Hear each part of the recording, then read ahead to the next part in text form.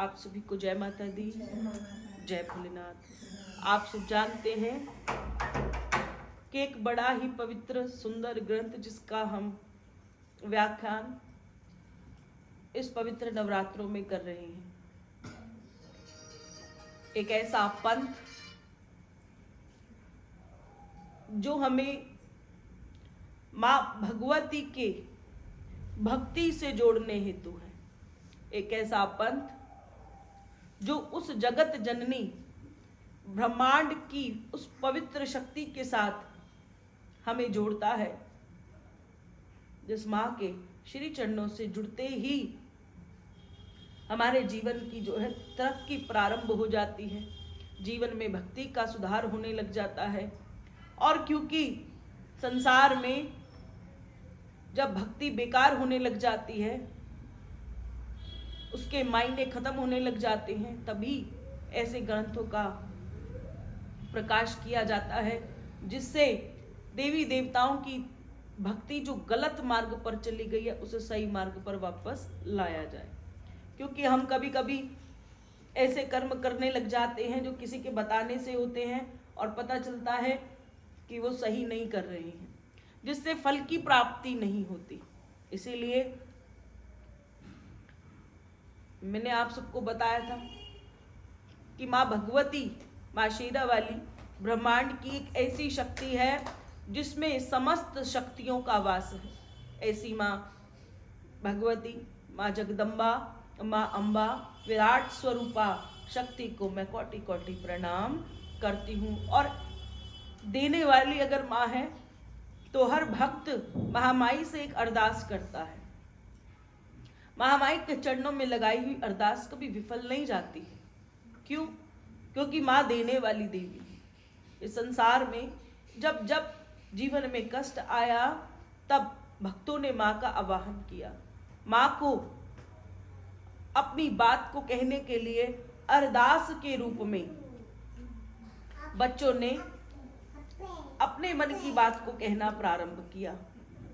क्योंकि अरदास जब माता रानी को लगाई जाती है, जब माँ को प्रसन्न करते हैं, तो माँ के निमित्त माता रानी का भजन किया जाता है। और यही वो भजन है जो चौकी और जागरण के रूप में हम भक्तजन महामाई को प्रसन्न करने हेतु माँ की रात जगाते हैं। ये महामाई की चौकी, ये महामाई का जागरण, ये कोई आज से नहीं चल रहा, ये देवी देवताओं के समय से चलता आ रहा है। धीरे धीरे केवल ये बदलाव आया कि जब आप कलयुग में आए तो भजनों के माध्यम से रात्रि में जागरण किया जाने लगा। आप सब देखते हैं कि कभी कभी क्या होता है, जब महामाई का जागरण या माता रानी की चौकी या माता रानी के निमित्त भजन की तैयारी की जाती है, तब उस समय क्या होता है, अगर एक विराट रूप में भजन कराया जाए तो माता रानी का दरबार बहुत बड़े रूप में होता है और जिसका चयन हम लोग स्वयं करते हैं।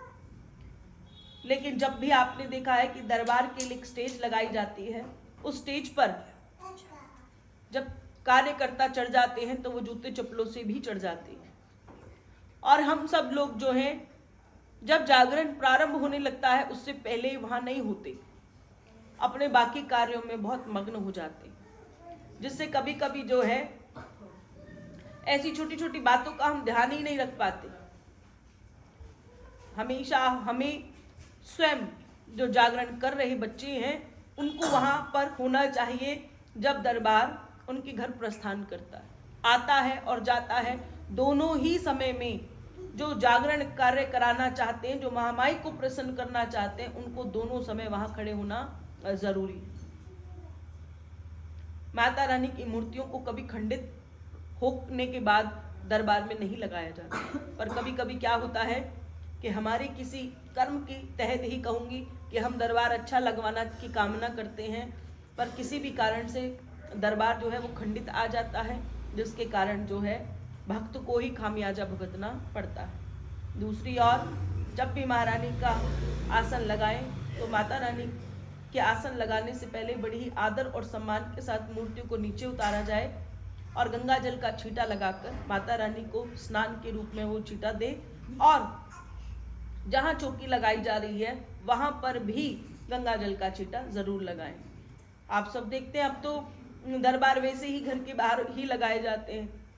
वैसे तो बड़े सौभाग्य की बात है कि हमें किसी ऐसी जगह पर कराना चाहिए जहाँ पर चार दीवारी के भीतर बैठकर ही इस कार्य को हमें करना चाहिए। माता रानी का जब आगमन करा जाता है तो हमें माता रानी के निमित्त ढोल बजवाने चाहिए या उनके निमित्त भजन गाकर भी हम महारानी का स्वागत कर सकते हैं। आप सब देखते हैं कि जब रात्रि में मूर्तियां हेतु मंच तैयार किया जाता है तो उस मंच पर घर की एक स्वच्छ चादर जो है बिछवाई जाती है। कहते हैं अच्छी सी चादर बिछा दो। तो कभी कभी बच्चे जो है वो क्या करते हैं, ये ध्यान नहीं रखते कि चादर का रंग क्या होना चाहिए। महामाई के निमित्त जब चादर लगाई जाती है तो कभी कभी उसका रंग नीला, काला, सफेद या हल्के रंग के लगा दिए जाते हैं। इससे इस बात का ध्यान रखना चाहिए कि आप माता रानी के निमित्त जो भी चादर बिछाएं उसका रंग पीला हो चल जाता है, गुलाबी हो चल जाता है, थोड़ा सा संतरिया रंग हो तो भी चल जाता है, केसरिया रंग हो तो भी चल जाता है।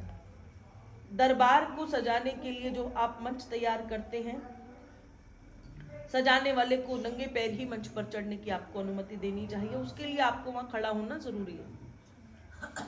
इस बात का बहुत ध्यान रखना चाहिए कि मूर्तियां जो है खराब ना हो। अस्त्र और शस्त्रों के बगैर मां कभी नहीं घर से निकलती हैं। हम अपने घर से निकलते समय अपनी 2-4 वस्तु को साथ लेकर चलते हैं। और जब महारानी विशेष रूप से भजन में अपने हमारे बुलाने से आती हैं तो मां तो वायु रूप में है विराजमान, तो उनको उस स्वरूप में होना जो हमने उनको जिसमें बिठाना है। वो उस कमरे में, जैसे हमारा शरीर हमारी आत्मा है, पर भगवान ने हमें कितना सुंदर शरीर दिया है। इस शरीर के अंदर ही हम उस आत्मा को बिठाकर बैठे हैं और बाहरी रूप से उसको श्रृंगार कर रहे हैं। आत्मा श्रृंगार नहीं करती, शरीर को ही हम साफ कर रहे हैं, शरीर को ही हम साफ बनाने का प्रयास कर रहे हैं। उसी प्रकार से जब हम महारानी की चौकी सजाते हैं तो जो शरीर है, माँ को जो हम शरीर अब हम देना चाहते हैं, कैसा दरबार हो, सुंदर से सुंदर दरबार। अगर हम महारानी का सुंदर दरबार सजाएंगे तो महारानी भी तो हमारी काया का ध्यान रखेगी। हम महारानी को खंडित, टूटा हुआ हाथ है, नाक कहीं से खंडित है, या कभी कभी चेहरे पर नूर नहीं होता, अगर हम ऐसे रूप से महारानी को कहेंगे इसमें आकर विराजमान हो जाओ और उससे सुंदर हम लग रहे होंगे, तो ये भक्त के लिए बड़ी शर्म की बात है। इसलिए कोई अच्छा भक्त होगा तो उसकी एक कामना होगी कि दरबार बहुत सुंदर हो। क्यों? क्योंकि जब मैं माँ को बुलाऊंगा तो माँ आएगी, उस रूप में विराजमान होगी। इसलिए उस रूप को केवल मूर्तियां ना समझे, उस क्षण के लिए उसको निहारें तो आप देखेंगे कि रूप में कितनी प्रचंड ज्योति प्रकट होने लग जाती है। महारानी के फूलों की माला, माँ का श्रृंगार, माँ को अच्छी चुन्नी, ये सभी चीजें भक्तजन को उनको पहनानी चाहिए। अस्त्र शस्त्रों का विशेष ध्यान रखें। ज्योत प्रकाश होने के बाद कोई भी भवन के ऊपर नहीं चढ़ना चाहिए। जब महारानी की ज्योत प्रचंड हो जाती है तो महारानी साक्षात वहां आकर विराजमान हो जाती है। इसलिए जो भी कार्यकर्ताओं को कार्य करने चाहिए, इस बात का विशेष ध्यान रखना चाहिए कि जो कुछ भी करना है, स्वयं भी ऊपर चढ़ते हैं, फूल चढ़ाते हैं, चुन्नी लगाते हैं, ये सभी कार्य जो है ज्योत प्रचंड से पहले ही करा लेनी चाहिए। कभी कभी लोग कहते हैं आप पहले, मैं ये कर देता हूं, बाद में फूल आएंगे, बाद में लगा देना। लगा देना नहीं, भगवान ने हर चीज का नियम बनाया है और जब हम नियम के विरुद्ध जाकर कार्य करते हैं तो मैंने कल ही कहा कि नियम के विरुद्धता ही महारानी को कभी पसंद नहीं आती। माँ जो है बड़े नियमों से चलने वाली देवी है। इसलिए जब भी आप दरबार लगाते हैं माँ को प्रसन्न करने के लिए, तब आप सोचें कि ये सिर्फ मैं जागरण के दरबार की बात नहीं कर रही हूँ, मैं चौकी के दरबार की बात नहीं कर रही हूँ, मैं आपके घर के दरबार की भी बात कर रही हूँ। कभी कभी हम लोग देखते हैं नीचे जो तौलिया बिछा रखा होता है या कोई चद्दर बिछा रखी होती है या जिस पर आप सब खुद पूजा करने भी बैठ जाते हैं, आम गृहस्थ लोग जब पूजा करेंगे तब कोई भी चादर उठाकर बिछा लेंगे। कभी चादर नीली होगी, कभी काली होगी, कभी कोको कोला कलर की होगी।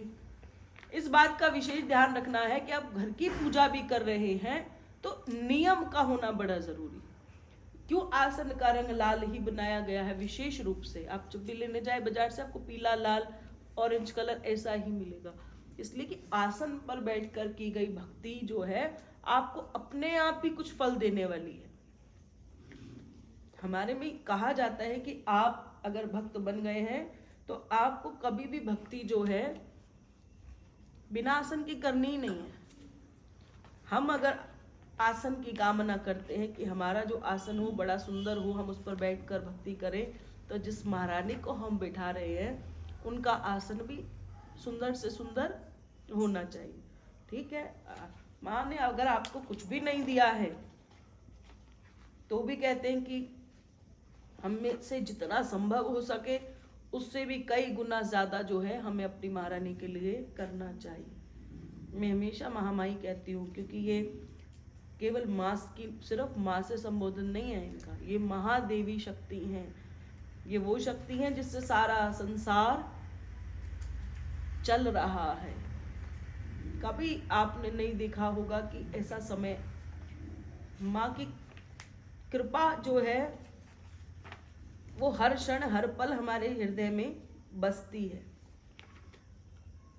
और अब जो पवित्र नवरात्र चल रहे हैं और इन नवरात्रों में मैंने एक दिन बताया भी था कि देखो महारानी जो है कभी किस मूड में आती हैं, कभी किस मूड में आती हैं, पर इस बार महारानी जो है का मन जो है कुछ और ही है। भक्तों को देने की कामना तो माँ सदैव करती हैं, लेकिन भक्त को लेने की कामना भी होती है, पर तरीका उनको नहीं आता। जब देने और लेने के बीच में तरीका सही हो गया तब आप देखना कि जीवन जो है कितना सुंदर हो जाता है।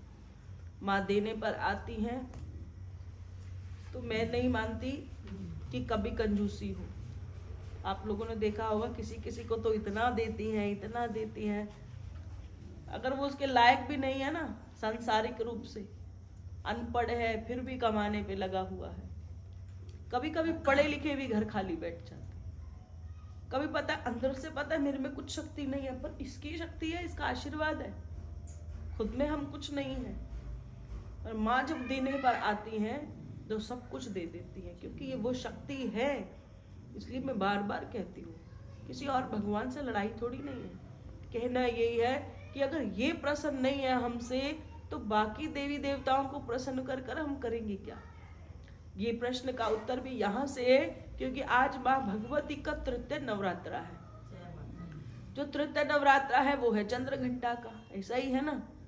अब जब महिषासुरमर्दनी का अगर हम जयकारा लगा रहे हैं तो महिषासुरमर्दनी कौन है? महिषासुरमर्दनी वो यही वो माँ है। जब महारानी को पता चलता है ना कि कोई काम कोई नहीं कर सकता तो माँ खुद जिम्मा ले लेती कि भैया ये काम मैं करूँगी। अब क्या होता है, जब महारानी का विवाह हुआ और महामाई ने ये चीज देखी कि सब बड़े ही परेशान हैं, घर में कोई आता है, कहीं पंचायत होती है, आदमी परेशान होते तो औरतों को पता चल जाता है। जब देखा इंद्र भगवान और सभी देवता आए हुए हैं और भोलेनाथ जी के समक्ष आए हैं, विष्णु भगवान हैं और ब्रह्मा जी हैं, आपस में वार्ता करने लगे। इतने में माँ स्वयं उठकर आ गई, पूछने लगी क्या हुआ, सब परेशान क्यों हैं और ये सब यहाँ क्यों भटक रहे हैं। कि कहा कि दानवों ने जो है स्वर्ग पर कब्जा कर लिया। अब दानवों ने स्वर्ग पर कब्जा कर लिया और हमें बेघर कर दिया है, तो आप ही हमें बचाओ। वो कहते हैं जहाँ विष्णु भगवान है, ब्रह्मा जी हैं, जहाँ भोलेनाथ है, तो वहाँ किसी चीज़ की कमी नहीं है, पर ये कमी भी तो बनाई गई है ना। क्यों? क्योंकि स्त्री का सम्मान। भोलेनाथ ने कहा इसे हम कुछ कर ही नहीं सकते, क्योंकि इन्होंने वरदान प्राप्त किया है कि हम तीनों में से इनको कोई नहीं मार सकता। अगर इनकी मृत्यु होगी तो किसी स्त्री के हाथ में होगी। बस ऐसे ही कहते ही उन्होंने कहा कि ऐसा कैसे संभव हो सकता है, एक स्त्री तुमसे बड़ी कैसे हो सकती है?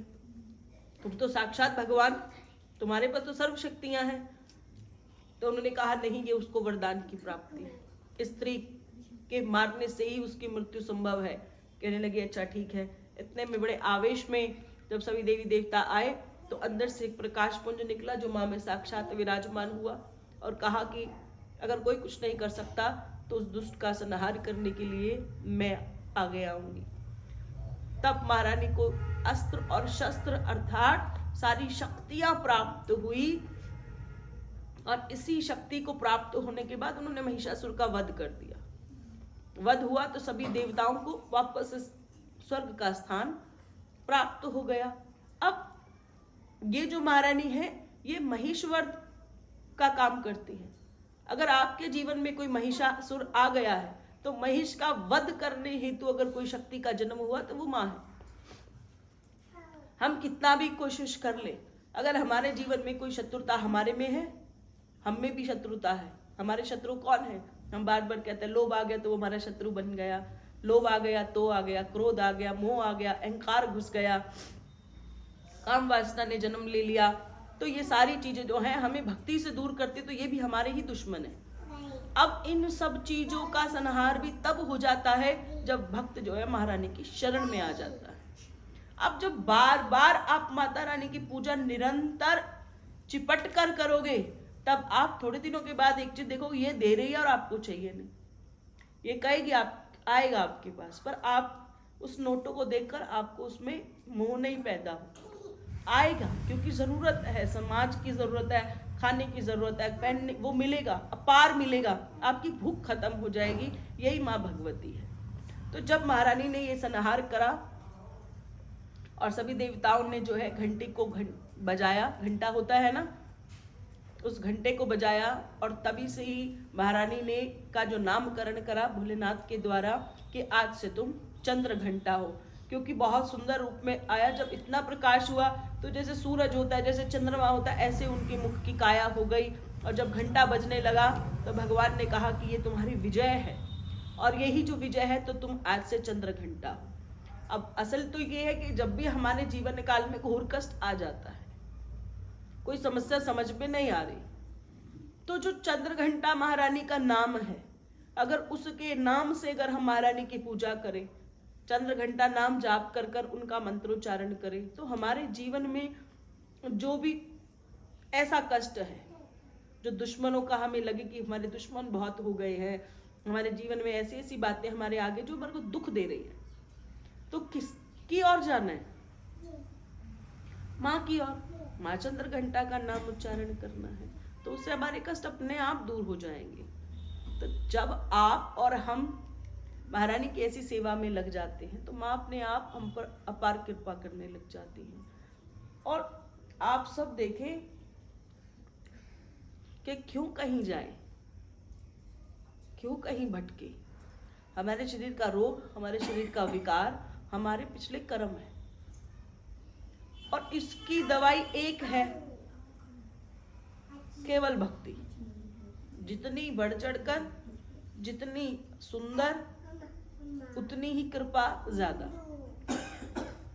तरीका क्या है? तरीका यही है कि जो हम भोग रहे हैं वो हमारा पिछला कर्म भी है, जो हम साथ साथ लेकर चलते हैं और इस जन्म में भी हम लेकर चल रहे हैं। इस समय अच्छे हैं, क्या बाहर जाकर अच्छे हो जाएंगे? हो सकता है सामाजिक रूप से हमें कुछ बात ऐसी करनी पड़ जाए जो महारानी को पसंद ना हो, होता है ना, कई बार आप सब जानते हैं। अब क्या होगा? यानी भक्ति भी करी और वो वाला समय भी करा जो माँ को पसंद नहीं है, तो हमें माँ प्राप्ति देगी तो पिटाई भी तो देगी। बात तो एक ही कर रही हूँ। माँ को प्रसन्न करने हेतु मैं बार बार कहती हूँ जागरण कराएं, नहीं करा सकते ना तो किसी का निमंत्रण आते ही विश्व में कहीं पता चल रहा हो कि कान में आ जाए, कहीं माँ की चौकी सजी हुई है, तो समझ लेना अगर आपके कान में आवाज आ गई तो ये निमंत्रण आपका है। कार्ड से निमंत्रण नहीं आएगा। अगर आप कहीं देख लेते हैं, कहीं से पता चल जाता है, कहीं से आप गुजर रहे हैं, वहां पर माता रानी की चौकी सज रही है, आप पड़ोसी से पूछो यहाँ क्या हो रहा है। अगर वो ये कहते कि रात को माता का जागरण है, ये आपका निमंत्रण है जो माँ ने भेज दिया। आप उस परम व्यक्ति को नहीं जानते, जानते हैं? नहीं जानते। और वो आपको क्यों बुलाएगा? क्योंकि वो आपको जानता नहीं। पर माँ ही आपको जानती है, इसलिए वो आपके कानों में उस व्यक्ति परम के द्वारा बताती है रात को यहाँ चौकी है, रात को यहाँ जागरण है, दोपहर को महारानी का भजन है। तो हम इतने अहंकारी कैसे हो सकते कि उसने हमें बुलाया नहीं, हम नहीं जाएंगे। और आप देख लेना, जब आप बिन बुलाए जाओगे तो सामने वाला आपको देखता रह जाएगा कि मैं तेरी रोटी खाने नहीं आई, सिर्फ इससे मिलने आई हूं। क्यों? क्योंकि मेरा मिलना था ना, मेरा आदेश हुआ। और क्या लेकर जाना है? महारानी के निमित्त भेंट। खाली हाथ नहीं जाते ना। महारानी के लिए फूल ले जाओ, महारानी के लिए मिठाई ले जाओ, उनको कहो कि लगाओ भोग मेरा। नहीं लगाएंगे, हिम्मत ही नहीं किसी बैठे व्यक्ति की जो ये कह दे कि भोग नहीं लगेगा। आपका काम, माँ को आपसे जो चाहिए वो मिलेगा। लेकिन अभी संसार क्या है? संसार है कि भोजन है, चौकी नहीं है, रोटी है, कितने बजे शुरू है, बस ज्योति प्रचंड होती, अपने बच्चों को फोन करते भाई यहाँ जो जगेगी और हम तिलक लगवाकर आ जाएंगे। आप सिर्फ रोटी खाने आए। ये वो हिंदू धर्म है जिसकी हम जय जयकार कर रहे हैं। करोड़ों रुपए लगाकर लोग बड़े बड़े बैंक्वेट हॉल बुक करके शादियां करते, सब जाते। लेकिन जब माता रानी की चौकी करने का समय आए, किसी का जागरण करने का समय आए, कोई भजन करना चाहता है, तो उसको लगता है पता नहीं लोग बैठेंगे कि नहीं। सच बता रही, यहाँ से बता रही, लोगों को ऐसे लगता है पता नहीं बैठेंगे कि नहीं बैठेंगे। क्यों नहीं बैठेंगे? अगर हम भक्त हैं तो हम क्यों नहीं बैठेंगे? और अगर हम बैठ गए तो हम इसके हो गए, हम इसके हो गए तो ये भी हमारी हो गई। ये बात बिल्कुल पक्की है, किसी को बताने की आवश्यकता नहीं है। तो इसीलिए ऐसे ऐसे ग्रंथ का निर्माण भगवान के माध्यम से ही कराया गया। किसी की सूझबूझ में आई होगी कि अब संसार जो है क्यों कष्टों में आ रहा है, क्यों इतनी दिक्कतें आ रही हैं, क्योंकि सब माँ को छोड़ छोड़कर अपने घरों से सच में माँ के स्वरूपों को निकाल निकाल कर किसी किसी को घुसाते चले जाते हैं। क्यों? क्योंकि उनको लगता है कि ये नहीं देगी वो दे देंगे। पर अगर ये नहीं देगी तो संसार में कोई किसी को कुछ भी देने वाला नहीं है। कह दो जयकारा है शेरा वाली माई जी दा। तो माँ चंद्र घंटा से एक ही कामना आप सभी के लिए कि माँ आप सबके पहले तो भीतर जो शत्रु है उनका नाश करे और आपको अपने उस आंचल में समेट के रखे जहाँ से कोई आपका कभी शत्रु बन ना सके। फिर कह दो आप सबको मैंने बताया भी था, ध्यानों द्वारा जब माता रानी को शीश अर्पण किया गया, हम कथा को कल रात सुन चुके हैं कि जब महारानी ने, इसीलिए तो कहते हैं कि अब ये प्रथा बंद हो गई। ऐसा अभी भी कई बार ज्वाला जी में होता है। अभी भी माता रानी के ऐसे कई भक्त हैं जो ज्वाला जी में जाकर भाव से माता रानी को अपनी जीभ काट कर दे देते, आज भी। पर आज भी 4 केस में से 1 केस ऐसा होता है जीभ वापस उठकर वापस लग जाती है। ये आज भी कलयुग में हुआ है। ऐसा नहीं है कि किसने काट के फेंकी पर हुआ नहीं। पर महारानी रोती है, महारानी कहती है बार बार मत करो।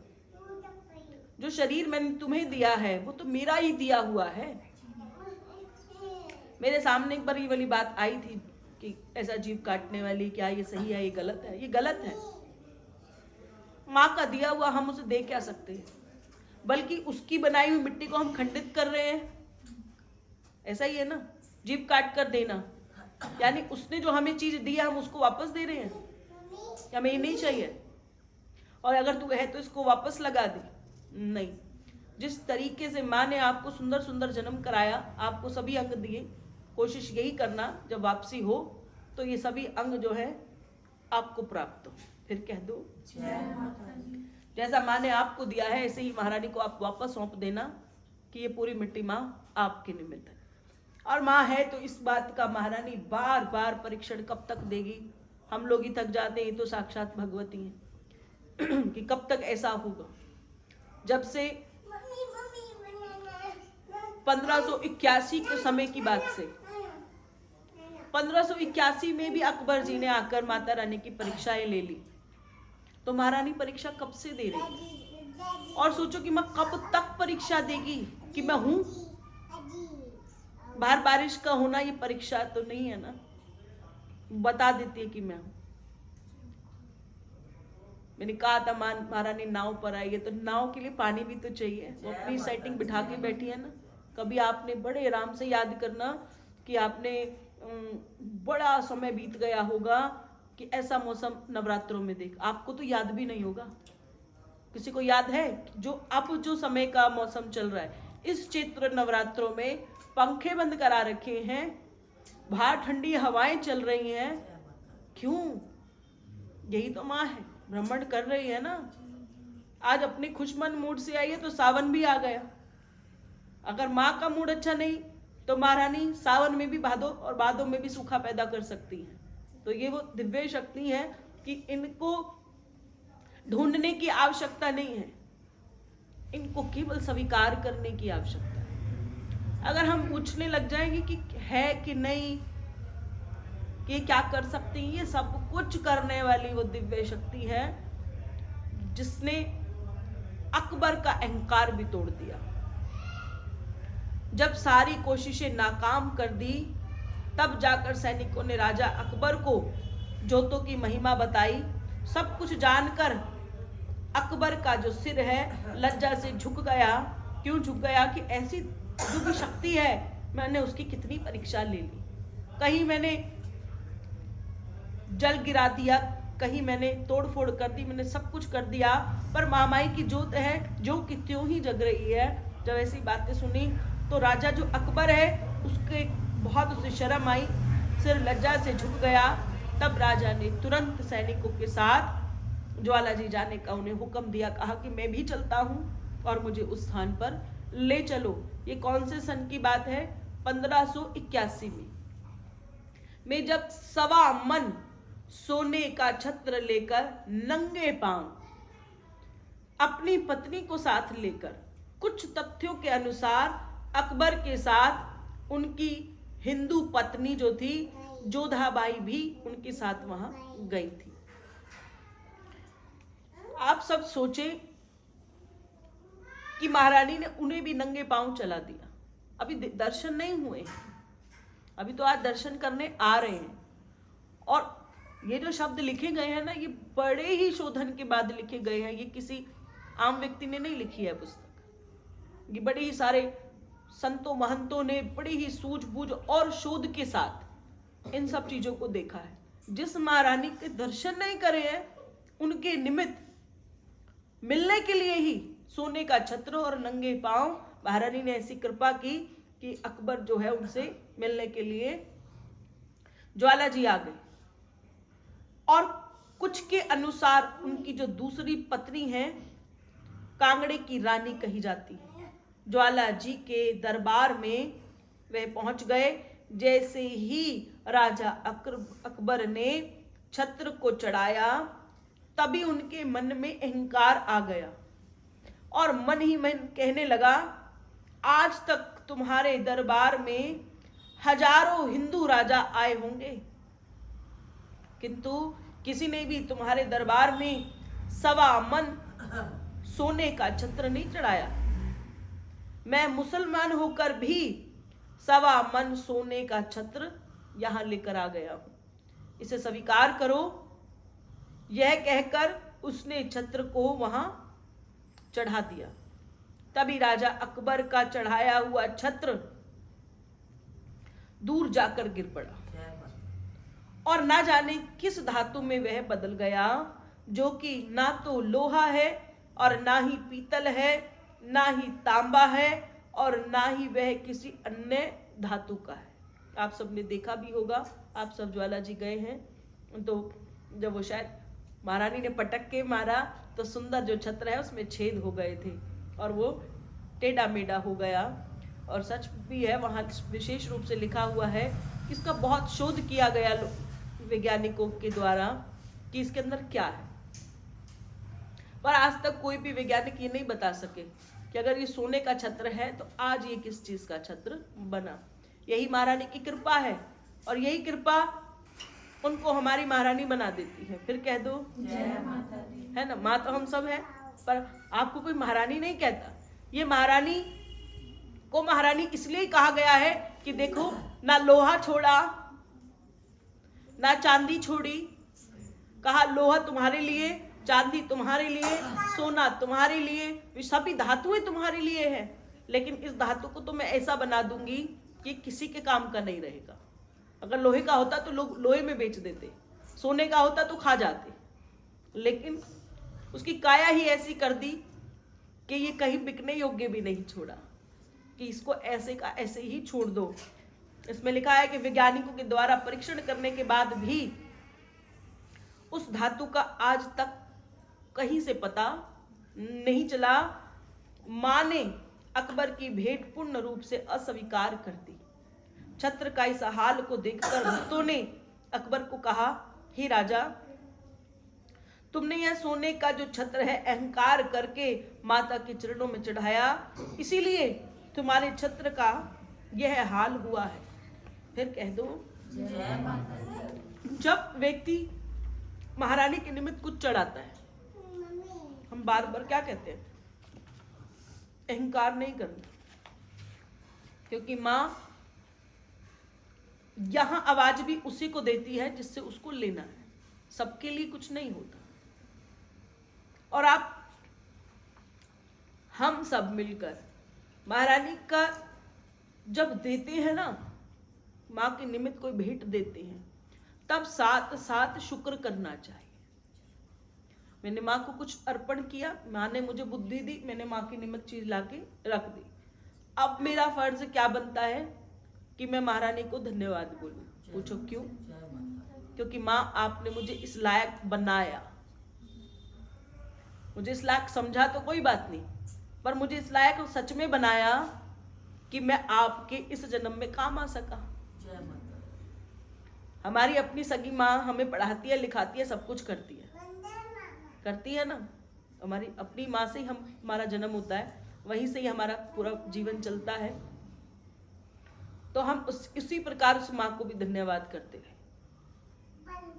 हम चाहे कितने बड़े हो जाएं, कितने बड़े संत हो जाएं, कितने बड़े व्यापारी हो जाएं, कुछ भी हो जाए, पर अपनी माँ के अगर नीचे ही रहेंगे तो माँ हमेशा देती रहेगी। करोड़पति हो जाएंगे ना, तो भी माँ से आप मिलने जाओगे, वो तकिए के नीचे से 50 का नोट निकाल के कहेगी चल लेती जा, चल ये नहीं तो ये सही। गरीब से गरीब बात कर रही हूँ, अमीरों की बात नहीं कर रही, कि अगर एक डब्बी में 5 काजू हैं तो वो 3 फिर भी दे देगी, चल तू खा, रास्ते से खाते हुए चली जाएगी, क्योंकि वो माँ है। अगर जिस महारानी अपनी माँ के पास 5 हैं तो 5 में से वो 3 आपको दे सकती है, तो ये कौन है? ये जगत महारानी है। और अगर हमें इस लायक माँ बना दे तो महारानी हमारे अपने भंडारे खोलकर वापस हमारे लिए निकाल के भी रखती है, खाली लेती नहीं है। आप सोच के देखो कि इन्हें कमी होगी किसी चीज की, पर ये भी हमारी परीक्षा है कि तू क्या करेगी, मेरे पास तो है, तुम मेरे लिए क्या करो। तो जब हम महारानी को कुछ भी अर्पण करते हैं, तो कुछ भी अर्पण करने के बाद तुरंत आंख बंद करके माता रानी को हमेशा कहूं कि माँ आपका लाख लाख शुक्र है कि इस लायक आपने मुझे बनाया, और आगे भी मुझे इस लायक बनाना कि मैं आपके लिए इससे बढ़कर कार्य कर सकूं। इसलिए नहीं कि आप मुझे दे रहे हैं या मैं आपको कुछ कर रही हूं, नहीं। आप कभी कहीं कहीं कैसे भी करें, पर याद रखना, आप चाचे मुआ बुआ चाचा जिस भतीजे सबको दे देना। अगर आपके घर की माँ भूखी बैठी है तो कहते हैं कि भंडारे भी नहीं लगते, लगाए हुए भंडारे भी फलदायी नहीं अगर आपकी माँ घर बैठकर भूखी है। तो आप कहीं मर्जी भंडारे चला ले, अगर जब तक आप अपनी माँ के लिए छोटा सा हलवा और 2 पूड़ियाँ नहीं भोग लगाते, तब तक माँ भी प्रसन्न नहीं होती। और जो खा रहे हैं ना, कहीं मर्जी भंडारा लगा देना, वहाँ भंडारा वो भगवान नहीं खाते, उनको पता है माँ का भोग नहीं लगा हुआ। आप किसी भी मंदिर में चले जाना, कहीं भी चले जाना, आप देखना मंदिर में एक शेरों वाली माता और एक शिवलिंग आपको हर मंदिर में मिलेगा। जहाँ विशेष बाहर नाम किसी और भगवान का हो तो भी आप गृह प्रवेश करते हैं ना, मंदिर में प्रवेश करते हैं, आपको क्या मिलेगा कोने में? बिना शिवलिंग के तो वृंदावन भी नहीं रहा, वहां भी शिवलिंग का विराजमान है, बिना शिवलिंग के कोई मंदिर नहीं रहता। अब इसी माध्यम से मैं अपनी बात को भी पूरा कर देती हूँ कि जब मैंने कहा गृह प्रवेश मेरे मुंह से इसलिए निकला कि जब हम घर में प्रवेश करते हैं अपने, तो मंदिर को देखते हैं। अपने घर में जाते हैं तो हमारे घर में एक मंदिर बना हुआ है, तो हमारे मंदिर में एक ही चीज की कमी रहती है, जो है शिवलिंग। 99% नहीं, 99.9% में कहती हूँ कि घरों में मंदिर तो है, पर छोटा सा शिवलिंग कभी भी मंदिर में नहीं। अब आप सोचे कि हमारे घर में, हमारे मंदिर में जब तक शिवलिंग नहीं रखा जाता, मंदिर में परिपूर्णता नहीं आती। इसीलिए बताया गया है कि आप अपने अंगूठे को देख लें, अंगूठे की जो ये कद है, इससे लगभग बराबर का आप अपने मंदिर में शिवलिंग अवश्य रखें। आप मार्बल का रखें। कभी गए, महारानी का आशीर्वाद हुआ नर्मदेश्वर, वहां से नर्मदेश्वर जो शिवलिंग है उस पर छूकर किसी भी फल को हम प्रसाद रूप में खा सकते हैं। इसलिए ज्यादातर घरों में जो प्रभु की स्थापना की जाती है, नर्मदेश्वर शिवलिंग को रखा जाता है। नहीं, जब तक किसी भी रूप में हमारे मंदिर में जब तक शिवलिंग नहीं होता, मंदिर में परिपूर्णता नहीं आती है। तो अब आप सोचे कि भोलेनाथ और माँ कभी एक दूसरे से अलग नहीं है। जब अहंकार से भरा हुआ हमारा जीवन हो जाता है, तो किए गए कर्म, दी गई पूजा विफल हो जाती है।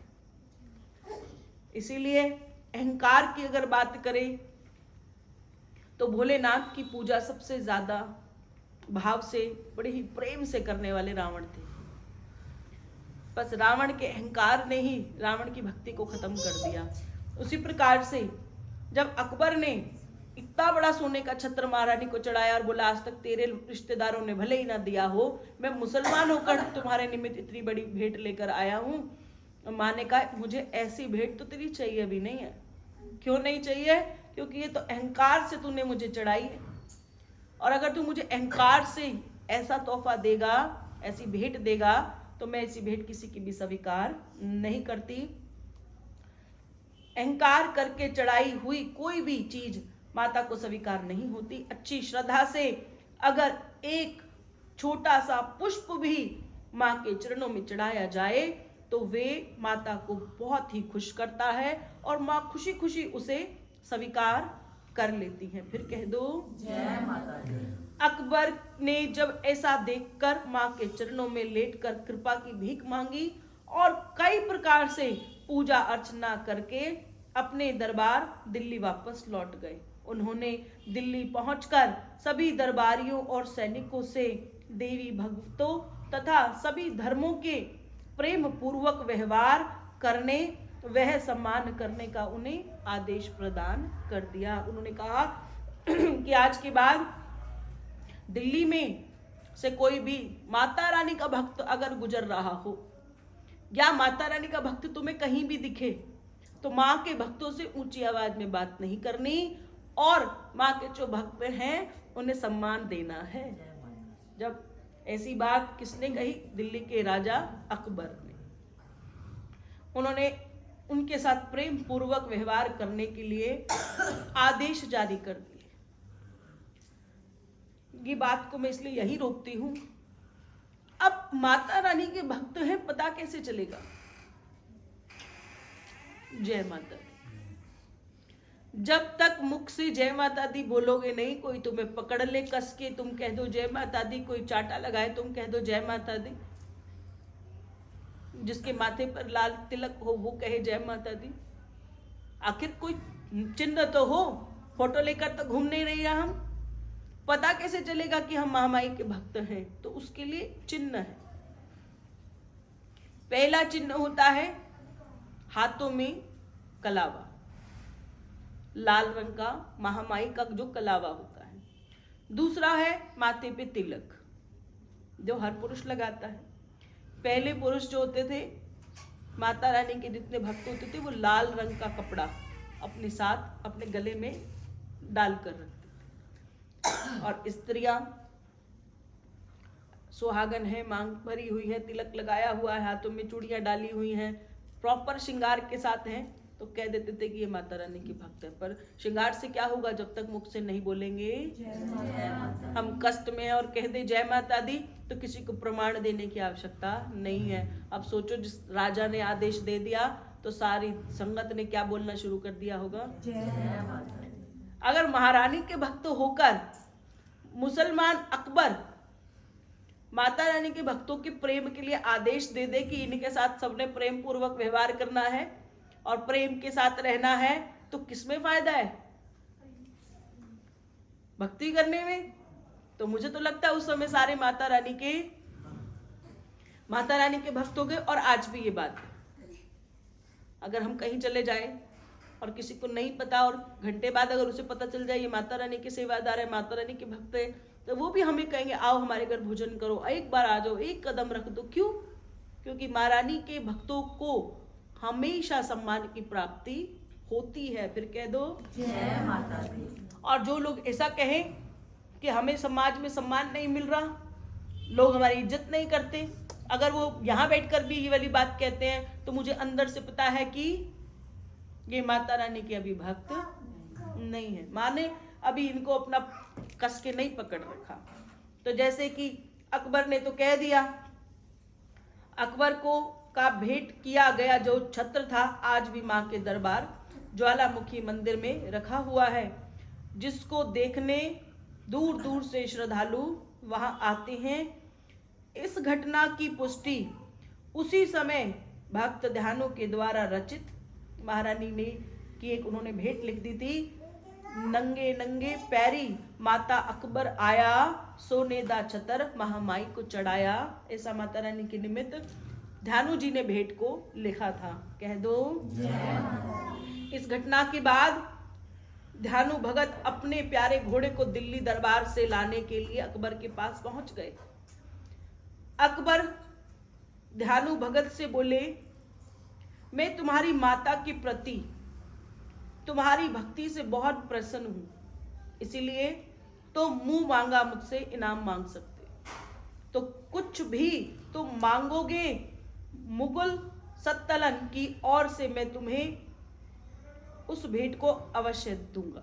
जब ऐसी बात कही तो ध्यानु बोले, मुझे माँ के दर्शन हो गए हैं और मेरा प्रिय घोड़ा भी जीवित हो गया है, अब मुझे और कुछ अब से नहीं चाहिए, परंतु यदि आप सचमुच मुझ पर प्रसन्न हैं तो जिस स्थान से हमें लेकर आप आए थे वहां पर माता के नाम का एक झंडा आप सुशोभित करें, वहां पर माता रानी के नाम का एक सुंदर पूजा स्थल बनवाया जाए।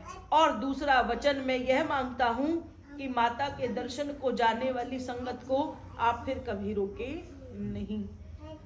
अकबर के हुक्म पर सैनिक ध्यानु सहित भक्तों के संग बड़ी आदर सम्मान के साथ स्थान से चले गए जहां पर वह झंडा सुशोभित है और राजा की आज्ञा अनुसार वहां पर मां जगदम्बा के सुंदर पूजा स्थल का निर्माण किया गया। वह मंदिर आज भी दिल्ली में मां झंडे वाली के नाम से प्रसिद्ध है। वह मंदिर आज भी झंडे वाली माता के मंदिर के रूप में विद्यमान है। जब आप झंडे वाले मंदिर में जाते हैं तो शीश पर उनके झंडा लगा हुआ है। कहते हैं कि भक्त अगर झंडे को देखकर महारानी से कोई मनोकामना मांगता है तो माँ उसकी मनोकामना जरूर पूरी करती हैं। जब माँ भगवती के प्रति भगवान भक्त ध्यानु की भक्ति अत्यंत बढ़ गई तो उस संसार में उसे वैराग्य हो गया। जब महारानी से भक्ति बढ़ जाती है तो फिर कुछ और अच्छा नहीं लगता। लोग तो कहते हैं ये ढोंगी है, ड्रामा करते हैं, है ना, ऐसा कैसे हो सकता है, पर ये सत्य है, ये कटु सत्य है जो मेरे को मालूम है कि आप जितनी मर्जी महारानी के निकट अगर आते चले जाओगे तो आपको दुनिया जहान की परवाह खत्म हो जाएगी। आप कोई क्या कहेगा वो मुझे पहले पता है कि सामने वाले की मानसिकता क्या है, ये व्यक्ति को पता होती है, इससे ज्यादा कुछ नहीं, क्योंकि मैं जो कुछ भी कर रहा हूं उसका कारण क्या है? सिर्फ माता की प्रसन्नता। और यही माता रानी की प्रसन्नता है कि ध्यानु भक्त कहते हैं जो जो भक्ति बढ़ जाती है तो उस संसार से हमें वैराग्य हो जाता है। ध्यानु को भी वैराग्य हो गया। ध्यानु ने सारा जीवन माँ को अपना समर्पित कर दिया और माँ का भजन करते हुए जीवन के शेष दिन ज्वाला जी से 6 कोस दूर, लगभग 14 किलोमीटर दूर एक नादोन में रहकर उन्होंने अपना वो समय बिताया। यहाँ एक माता रानी का ज्वालामुखी के मंदिर के समीप होने के कारण भक्त ध्यानु प्रतिदिन पैदल चलकर ज्वालामुखी माँ के मंदिर में पूजा अर्चना करने हर रोज वहां पहुंच जाते थे। फिर कह दो जय माता दी। और ये जो नादोन जगह है, हम लोग जब भी ज्वाला जी जाते हैं तो सीधा ज्वाला जी दर्शन कर वापस आ जाते हैं, पर जो लोग पूरे पहुंचते हैं तो वो लोग नादौन भी जाते हैं। वहाँ पर भी उनका मंदिर है, वहाँ माथा टेक कर फिर ज्वाला जी माता रानी के दर्शन करते हैं। क्योंकि मेरे को ऐसा लगता है और मेरा मानना सही है कि जब आप माता रानी के भक्तों का सम्मान करते हैं तो माता रानी अपने आप आपसे प्रसन्न होने लग जाती हैं। फिर कह दो जय माता दी। ध्यानु ने नादौन को ही क्यों चुना? आसपास और भी बहुत सारी जगह थी, पर इसी जगह को चुनने के लिए उन्होंने बताया कि व्यास नदी की निर्मल धाराएं, यहाँ का मनोरम वातावरण, सेवा भाव से भरे हुए दयालु लोग एवं आध्यात्मिक वातावरण में रहने वाले गुरु नाथानाथ जी की शरण में भक्त ध्यानु को नादौन में निवास करने के लिए प्रेरित किया गया। चाहे भक्त ध्यानु हो या फिर रिद्धि सिद्धियों के ज्ञाता महंत नाथा नाथ लक्कड़ शाह या फिर पीर फजील शाह, सभी ने नादौन की सुंदरता को देखते हुए इस भूमि को ही अपनी कर्म भूमि बना लिया। जब 18वीं शताब्दी लगी, 18वीं शताब्दी में दशम पातशाह श्री गुरु गोविंद सिंह जी ने भी पहाड़ी राजाओं के आवाहन पर मुगलों से लड़ाई करने के बाद यहाँ पर 9 दिनों तक विश्राम किया था। उस समय गुरुजी के द्वारा रचित पुस्तिका विचित्र नाटक में उन्होंने नादौन को नंदवन लिख दिया। यही नंदवन बाद में नादौन कहलाने लगा। ध्यानु द्वारा तारा रानी की कथा की जब रचना की गई, ये रचना किसने की? जो हम तारा रानी की कथा सुनते हैं, भक्त ध्यानु जी ने। नादौन में निवास करने से पहले भी भक्त ध्यानु जो थे माता रानी के दर्शन के लिए जब आते थे तो अक्सर वहां की क्षेत्रीय मंडल जो है, सारे भक्त जो है मंडल बना के मुख से माता रानी के परम भक्त तारा रानी की छोटी छोटी गाथाएं सुना करते थे। यह गाथाएं सुनकर भक्त ध्यानु के मन में जिज्ञासा उत्पन्न हुई कि तारा रानी के विषय में संपूर्ण जितनी जानकारी वो प्राप्त की जाए। यही सोचते सोचते उस रात्रि वह गहरी निद्रा में चले गए। अर्धरात्रि में माता रानी प्रकट हुई, भक्त को सपने में दर्शन दिए और कहा, यदि तुम मेरी परम भक्त तारा के विषय में पूर्ण जानकारी चाहते हो तो हरिपुर रियासत के राजमहल में जाकर राजपुरोहित से जाकर मिल लो। उसने आपको पूर्ण जानकारी वहीं से प्राप्त हो जाएगी। संपूर्ण जानकारी मिलने के पश्चात आप उस कथा को लिपित बंद कर सकते हो। क्योंकि ध्यानु भक्त जो थे लिखते थे, भजन के माध्यम से लिखते थे। इसलिए जब तारा रानी की कथा मुख से भजन के माध्यम से बोली जाने लगी तो वो सबसे पहले भक्त ध्यानु जी ने लिखी थी। माता रानी के कहने से जो भक्त ध्यानु हैं वो राजमहल में चले गए और उनसे मिलने के लिए जिस जागरण में माता रानी कहती कि जिस जागरण में माता तारा रानी को जब वरदान दिया गया था तो जागरण में मेरी लाडली तारा रानी की कथा सुनाई जाए, वहीं से जागरण में स्वीकार करूंगी और ऐसी मेरी इच्छा भी है। ये माता रानी किसको कह रही है? भक्त ध्यानु को कह रही है कि पहले आप लिख लो, पर जब तक मेरे भक्तों की चर्चा मेरे भजन में ना हो तो ऐसा भजन भी मुझे स्वीकार नहीं है। इसी कारण से जब रात्रि जागरण अगर किया जाएगा तो जागरण देखो आप हम सब करते हैं, चौकी करते हैं रात्रि काल में, कई बार सच में भी 2-2:30 बज जाती है। बाकी क्या रह जाती है? तारा रानी की कथा। तो तारा रानी की कथा से ही माता रानी का जागरण जो है वो परिपूर्ण हो जाता है। माँ बहुत प्रसन्न होती है कि अगर मुझे मेरी तारा रानी की कथा सुनाओगे तो उससे जो है मैं मनवांछित फल की प्राप्ति कराती हूँ। जागरण वहीं से स्वीकार होगा और ये मेरी कामना है। जब तुम इसे लिख लो तो लोगों को बता भी देना कि अब जागरण मेरा नाम का करना है तो तारा रानी की कथा तो आपको महारानी को सुनानी ही होगी। कि इस पावन सर्व मनोरथ पूर्ण करने वाली कथा को सुनने का शुभ आरंभ तुम्हारे द्वारा ही किया जाएगा। इस कथा को जन जन तक पहुंचाने के कारण तुम्हारा नाम भी सदा के लिए अमर हो जाएगा। ध्यानों का राजमहल में चले जाना। माता के आदेश अनुसार प्रातः होते ही ध्यानु जी तो फटाफट खड़े हो गए और हरिपुर रियासत की तरफ उन्होंने प्रस्थान कर लिया। उस समय इस रियासत के सिंहासन पर राजा हरिचंद के वंशज राजा रूपचंद 1610 ईस्वी की ये बात है से लेकर 34 तक उन्हीं का ही शासन वहां रहा। 1600 ईस्वी में जब भक्त ध्यानु तत्कालीन राज पुरोहित से जाकर मिले और उनका अभिनंदन करने के पश्चात अपना परिचय दिया तो राजा पुरोहित जो है उनका परिचय सुनते ही अवजनित हो गए और बोलने लगे कि तुम ध्यानु। उन्होंने कहा हाँ मैं ध्यानु, तुम्हारी ख्याति तो इस पूरे राज्य में चहु और से फैली हुई है कि तुम मुझसे मिलने आए हो, तुम्हें तो सारी दुनिया जानती है।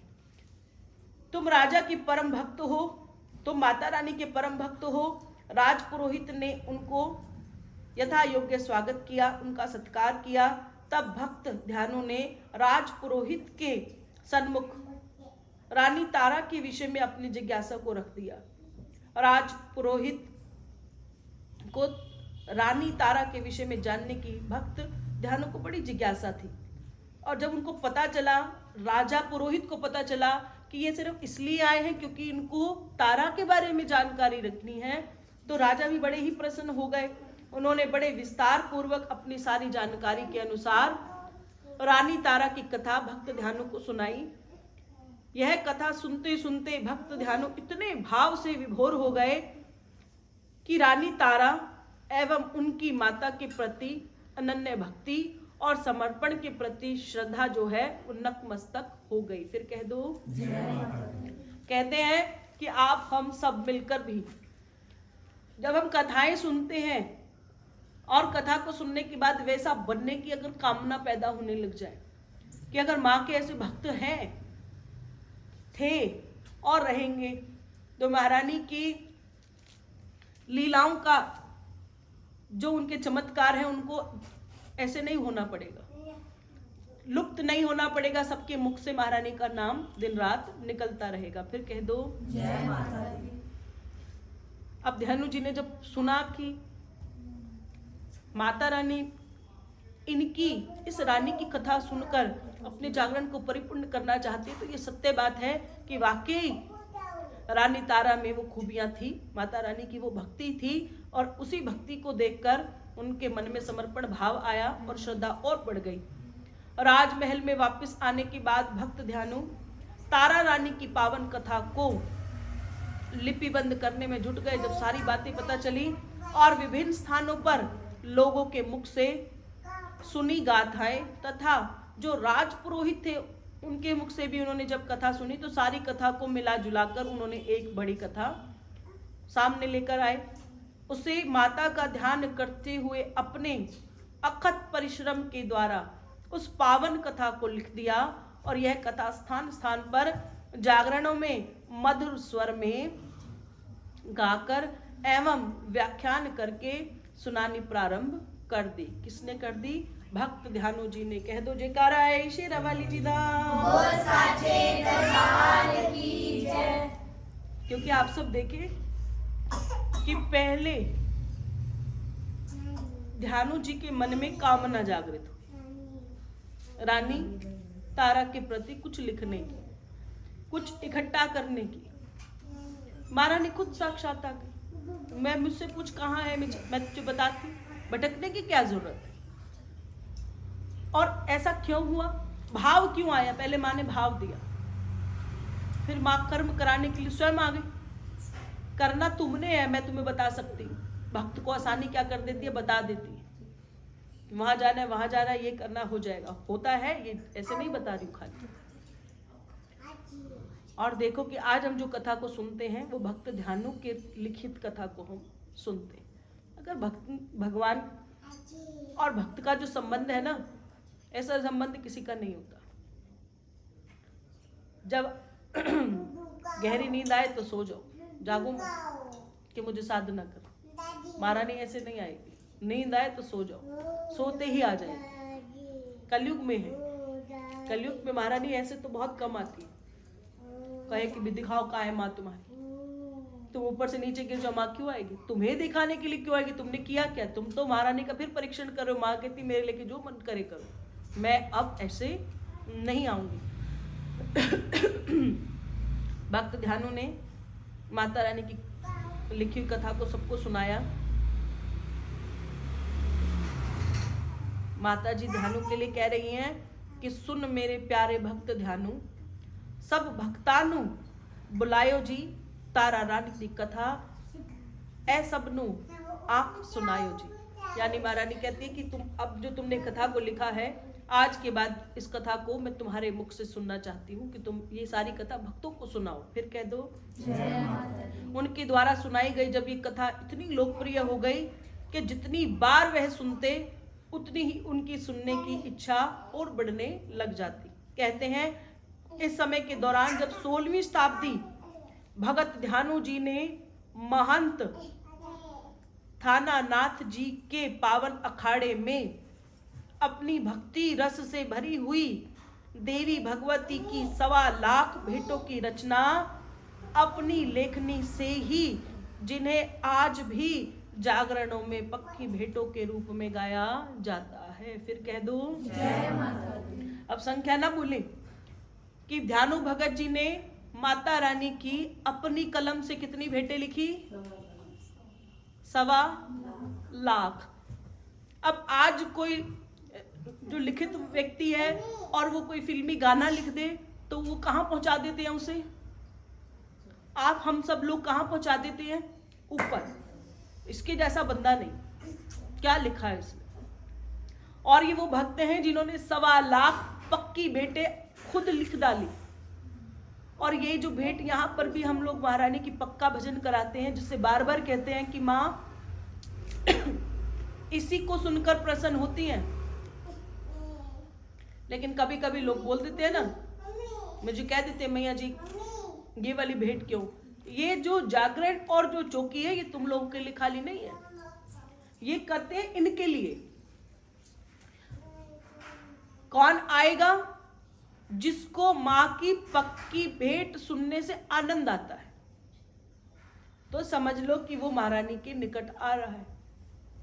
जिसको लगे क्या सुना रहे हो, मेरी तो समझ में नहीं आ रहा, ये है वो है, वो मैं ही बता रही, स्वयं समझ लो कि वो व्यक्ति जो है बहुत दूर हो गया है। फिर कह दो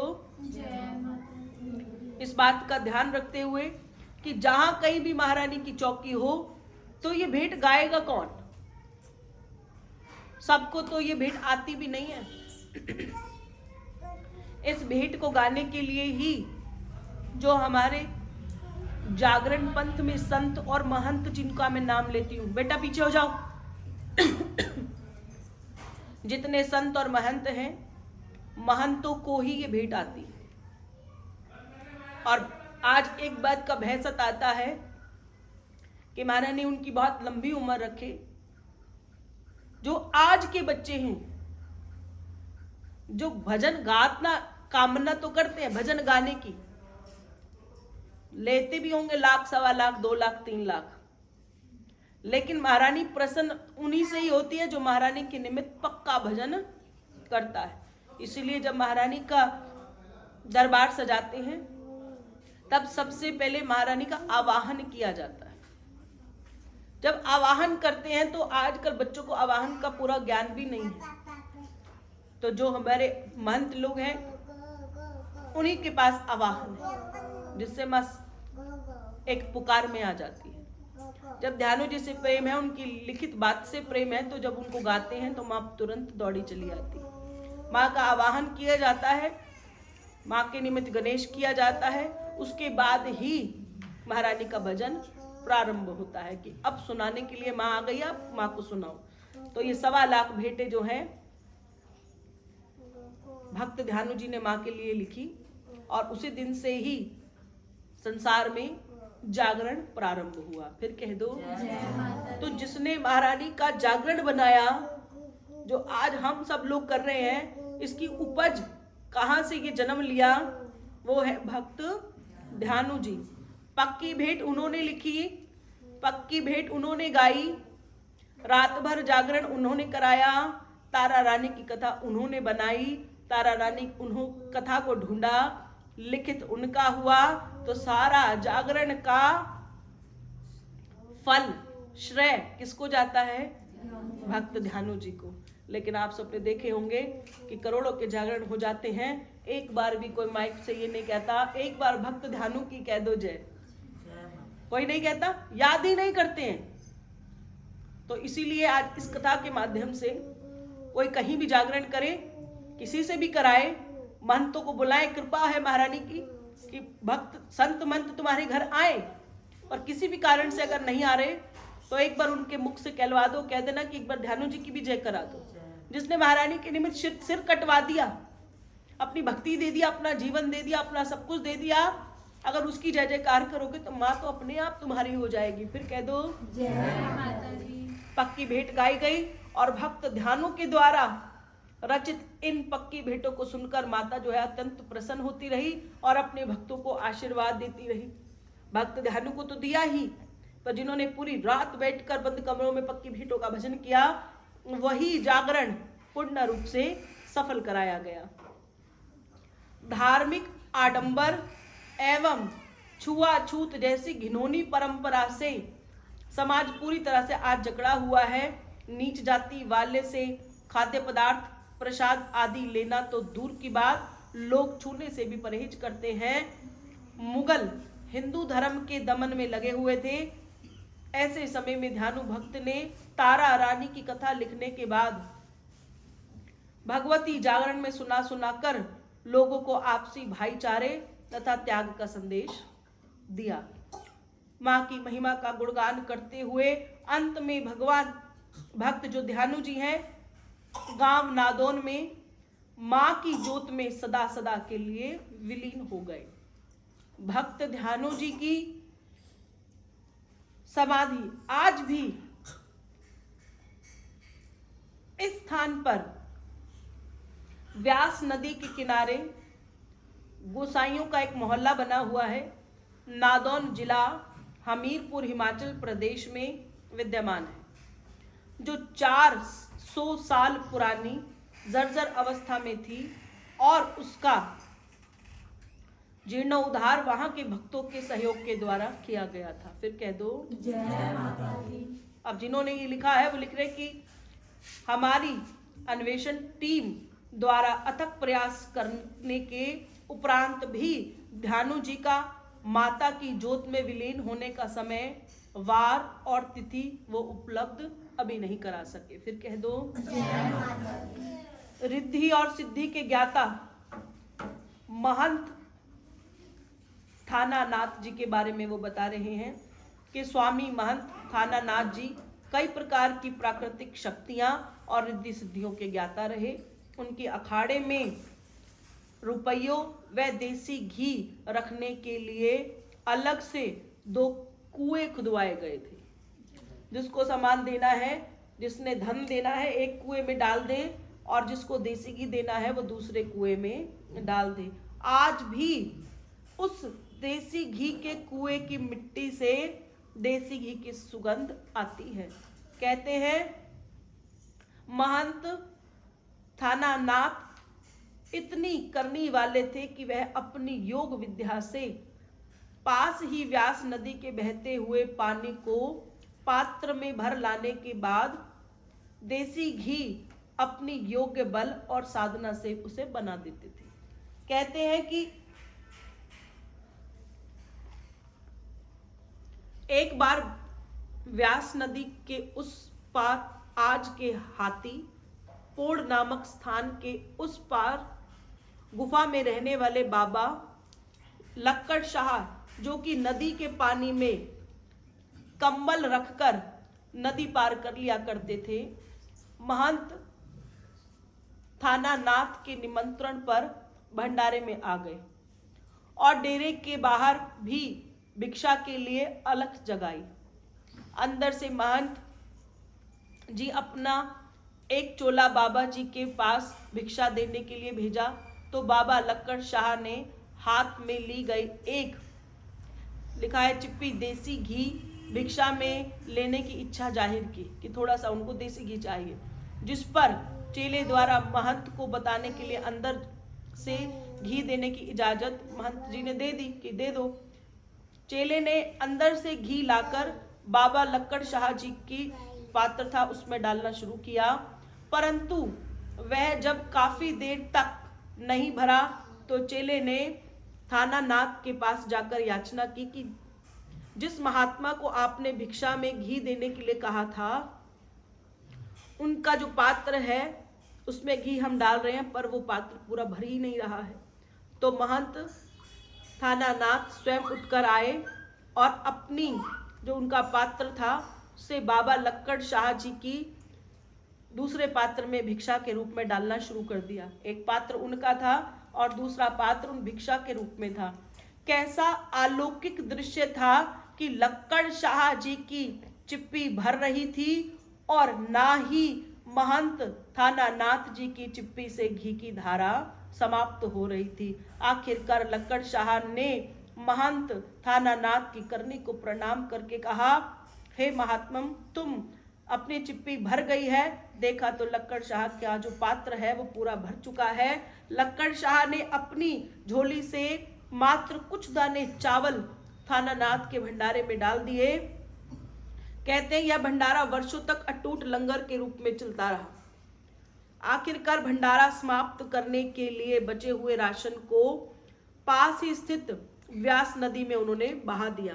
कहने का भाव यह है कि कैसी करनी तथा विद्याओं के वे माहिर थे, यहाँ के सिद्ध पुरुष बता रहे हैं, जिन्हें देखकर ध्यानु जैसे भक्त ने भी अपनी निवास के लिए नादौर शहर को ही चुन लिया कि जहाँ ऐसे बड़े बड़े संत महात्मा रहते हैं तो मैं भी इसी शहर में रहकर ही अपनी माता रानी की भक्ति करूंगा। फिर कह दो जय माता दी। एक माता रानी के बड़े ही प्रिय भक्त हुए जिनका नाम है बाबा नंदलाल। आप सबने नाम नहीं सुना होगा। तो बाबा नंदलाल जी की कथा में वो बताते हैं, जो अंग्रेजी लेखक जोन एस हवली और डोना एम वुल्फ द्वारा लिखी गई पुस्तक देवी गॉडेस के पृष्ठ संख्या 192 पर लिखा गया है कि दिल्ली के निकट एक गांव नरेला, जो हमारे सोनीपत के पास लगता है, प्राचीन समय में नरेला गांव संपूर्ण कुम्हारों का गांव था, जिसमें कुम्हार जाति के लोग रहा करते थे, जिनका काम मिट्टी का बर्तन बनाना था, मिट्टी के खिलौने बनाते थे। इस गांव में एक कुम्हार परिवार में एक ऐसा कुम्हार का परिवार रहता था जिसके घर में एक पुत्र तथा पुत्री ने जन्म लिया था।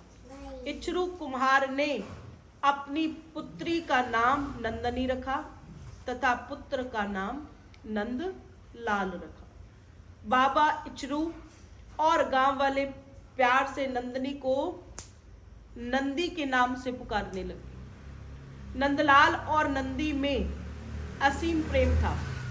दोनों के प्यार के चर्चे सार गांव में हुआ करते थे। नंदलाल को नंदा तथा नंदनी को नंदी कहकर सारा गांव पुकारा करता था। बाबा इच्छरू अपने बच्चों के साथ जगह जगह से मिट्टी की खुदाई करते थे। जहां भी अच्छी मिट्टी मिलती वो घर लाकर उसके बर्तन बनाते और सारा परिवार उसी बर्तनों को बेचकर गुजारा किया करता था। एक समय बाबा इच्छरू को मिट्टी खोदते समय उनकी कुदारी किसी वस्तु से टकराने की आवाज आई। बाबा इच्छरू ने अपनी सावधानी से उस स्थान की मिट्टी को हटाया और उस स्थान पर देखते हैं कि यहाँ तो एक माता रानी की एक बड़ी ही प्यारी अष्ट धातु की मूर्ति दबी हुई, जिसे पाकर बाबा इचरू और दोनों बच्चे हैं वो बहुत ही प्रसन्न हुए। उस मूर्ति को बाबा इचरू अपने सिर पर रखकर अपने घर की ओर चल दिए। बाबा इचरू माँ की जय बोलते हुए चल रहे थे। दोनों बच्चे नंदलाल और नंदा झूमते नाचते आगे चल रहे थे। जैसे ही गांव में बाबा इचरू और नंदा तथा नंदलाल ने प्रवेश कर लिया तो वो क्या देखते हैं, माता के जयकारों के साथ गांव वाले भी अपने घरों से निकलकर बाहर आ गए। सभी गांव वाले भी माँ की जय जयकार बोलते हुए बाबा इचरू के घर के आगे आकर खड़े हो गए। बाबा ने माँ की मूर्ति को चौकी पर विराजमान करते हुए माता की मूर्ति के बारे में सभी गांव वालों को बता दिया। फिर कह दो, सभी भक्तों के साथ बाबा ने माता रानी की मूर्ति को गंगा जल से स्नान कराया, उनको श्रृंगार अर्पण किया, उनको लाल चुन्नी उड़ाई और माँ की जयकार बड़ी जोर से लगाई। कह दो जयकारा शेरा वाली जी दा। दिन रात उस स्थान पर माता रानी के निमित्त भजन और कीर्तन, पूजा और पाठ सभी गांव वाले लोग जो है मिलजुल कर करने लगे। फिर कह दो जय माता रानी की कृपा से नंदलाल और नंदा की जो गरीबी थी वो बिल्कुल दूर हो गई और गांव वालों की मुरादें पूरी होने लगी। सभी गांव वालों की मंशा पूरी हुई। जो इच्छा कोई उस माता रानी के स्वरूप के आगे रखता, माँ उन सबकी झोलियां भरने लगी। सभी गांव वालों ने मिलकर उस मंदिर के नाम को मनसा माता रख दिया। माता रानी की असीम कृपा से कुछ ही समय में मंदिर की इतनी प्रसिद्धि हो गई कि दूर दूर से भक्त लोग अपनी फरियाद को लेकर माता के मंदिर में आने लगे। हर दिन माता के मंदिर में रोज भजन होते और बहुत सारा भंडारा का आयोजन रखा जाने लगा। नंदलाल का वैभव तो देखकर एक चुगलखोर ने उस जमींदार से कहा कि बाबा इचरू तुम्हारी जमीन से मिट्टी की खुदाई करते हुए माता रानी की मूर्ति को जमीन से खोद कर निकाल कर लाया था। वास्तव में उस मूर्ति पर आपका अधिकार था। इतना सुनकर जमींदार जो है बाबा के पास पहुंच गया और मूर्ति को अपना बताते हुए मूर्ति को मांगने लगा। कहा कि मेरी मूर्ति मुझे वापस दे दो, क्योंकि ये जो मूर्ति है ये मेरे खेत में से निकली है, इस मूर्ति पर तुम्हारा कोई अधिकार नहीं है। इतना सुनते ही नंदलाल बहुत उदास हो गया और गांव में पंचायत बुलाई गई। मां पर सच्चा विश्वास होने के कारण बाबा इचरू ने पंचायत में सच बोला कि यह मूर्ति उसे जमींदार के खेत से ही मिली है। तब पंचों के फैसलों के अनुसार मूर्ति जमींदार को देने का फैसला सुना दिया गया। नंदलाल ने दुखी होकर मन से माता की मूर्ति को जमींदार के खेत में पहुंचा दिया और अपने घर वापस आते हुए इचरू और नंदलाल और नंदी रोते हुए ये प्रार्थना कर रहे थे कि माँ अब हम तुम्हारे बिना कैसे रहेंगे। रोते रोते घर वापसी आए। जैसे ही उन्होंने घर में प्रवेश किया तो उनकी खुशी का ठिकाना ना रहा। कह दो जयकारा शेरा वाली जी दा।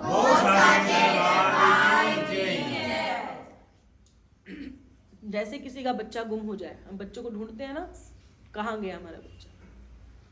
और अगर हम ज्यादा ढूंढने लगे और पता चले हमारा बच्चा हमारे घर के अंदर बैठा है, तो हम अपने बच्चे को देखकर कितने खुश हो जाते हैं। अब हम अपने बच्चे से अगर इतना प्रेम करते हैं तो भक्त भगवान से कितना प्रेम करते हैं। कभी कभी लोग बोलते हैं कि जिनके पास माँ होती है वो माला माल होते हैं, जैसे कि मैं। फिर कह दो पिछले दिनों में ऐसी बात आई थी।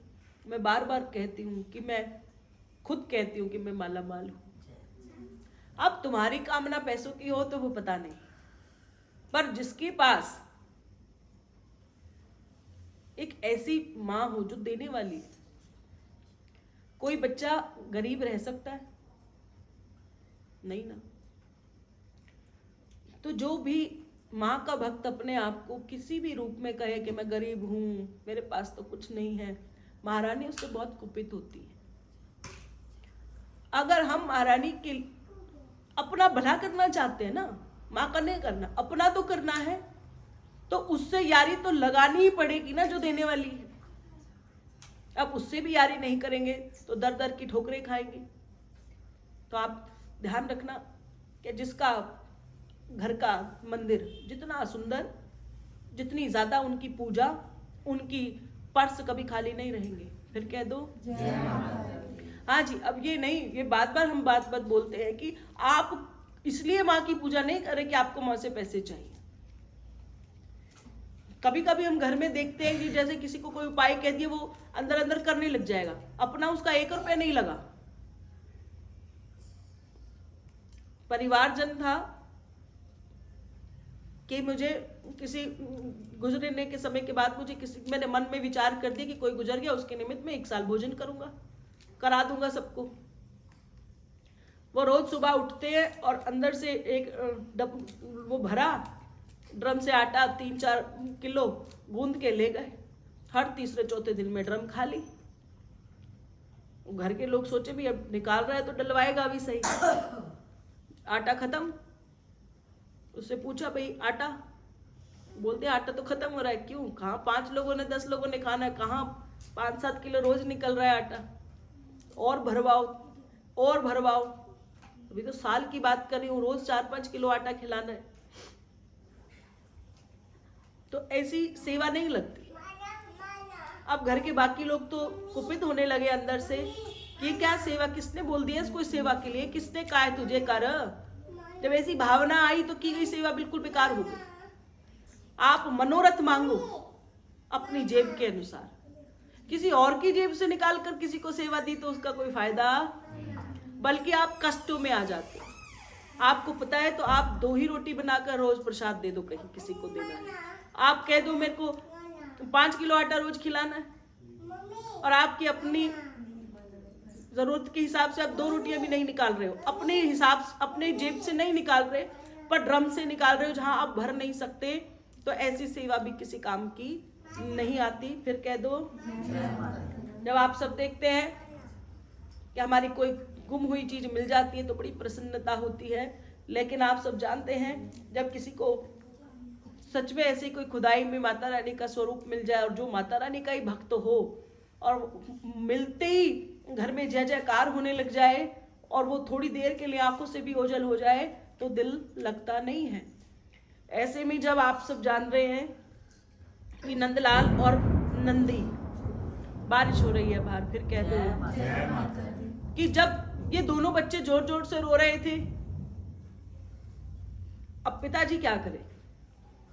पिताजी गरीब है ना, जमींदारों से कोई लड़ाई थोड़ी नहीं है। बेटी चीज तो उन्हीं के द्वारा निकाली गई थी, उन्हीं के खेत से निकली। शायद महारानी ने इतना ही समय हमारे साथ रहना था। चलो आगे करते हैं। तो जब घर का द्वार खोलते हैं तो बड़ी जोर से बच्चे जयकारा लगाते हैं कि जयकारा शेरा वाली जी दा, और खुशी के साथ देखते हैं नाचने लग जाते हैं। क्या देखते हैं? माता रानी की मूर्ति को उसी स्थान पर उन्होंने वही दर्शन प्राप्त किए जहां से माता रानी को वो लेकर गए थे। जिस जगह पर उन्होंने घर में मंदिर बनाया, जहां मंदिर बना हुआ है उसी मंदिर से मां गई है, और जब तक वो रो पिट कर वापस आते हैं देखते हैं मां रानी अपने स्थान पर जो कि त्यों विराजमान है। माता रानी के इस चमत्कार को सभी गांव वालों ने देखा तो सभी बड़े हैरान हो गए। मां के भक्त बाबा इचरू और नंदलाल और नंदी की जय बोलने लगे। यह बात उस जमींदार को अच्छी नहीं लगी। उसको तो अपना बड़ा अपमान लगने लगा कि मां ने मेरी बेइज्जती कर दी, मैं लेकर गया, ये फिर कैसे चली गई।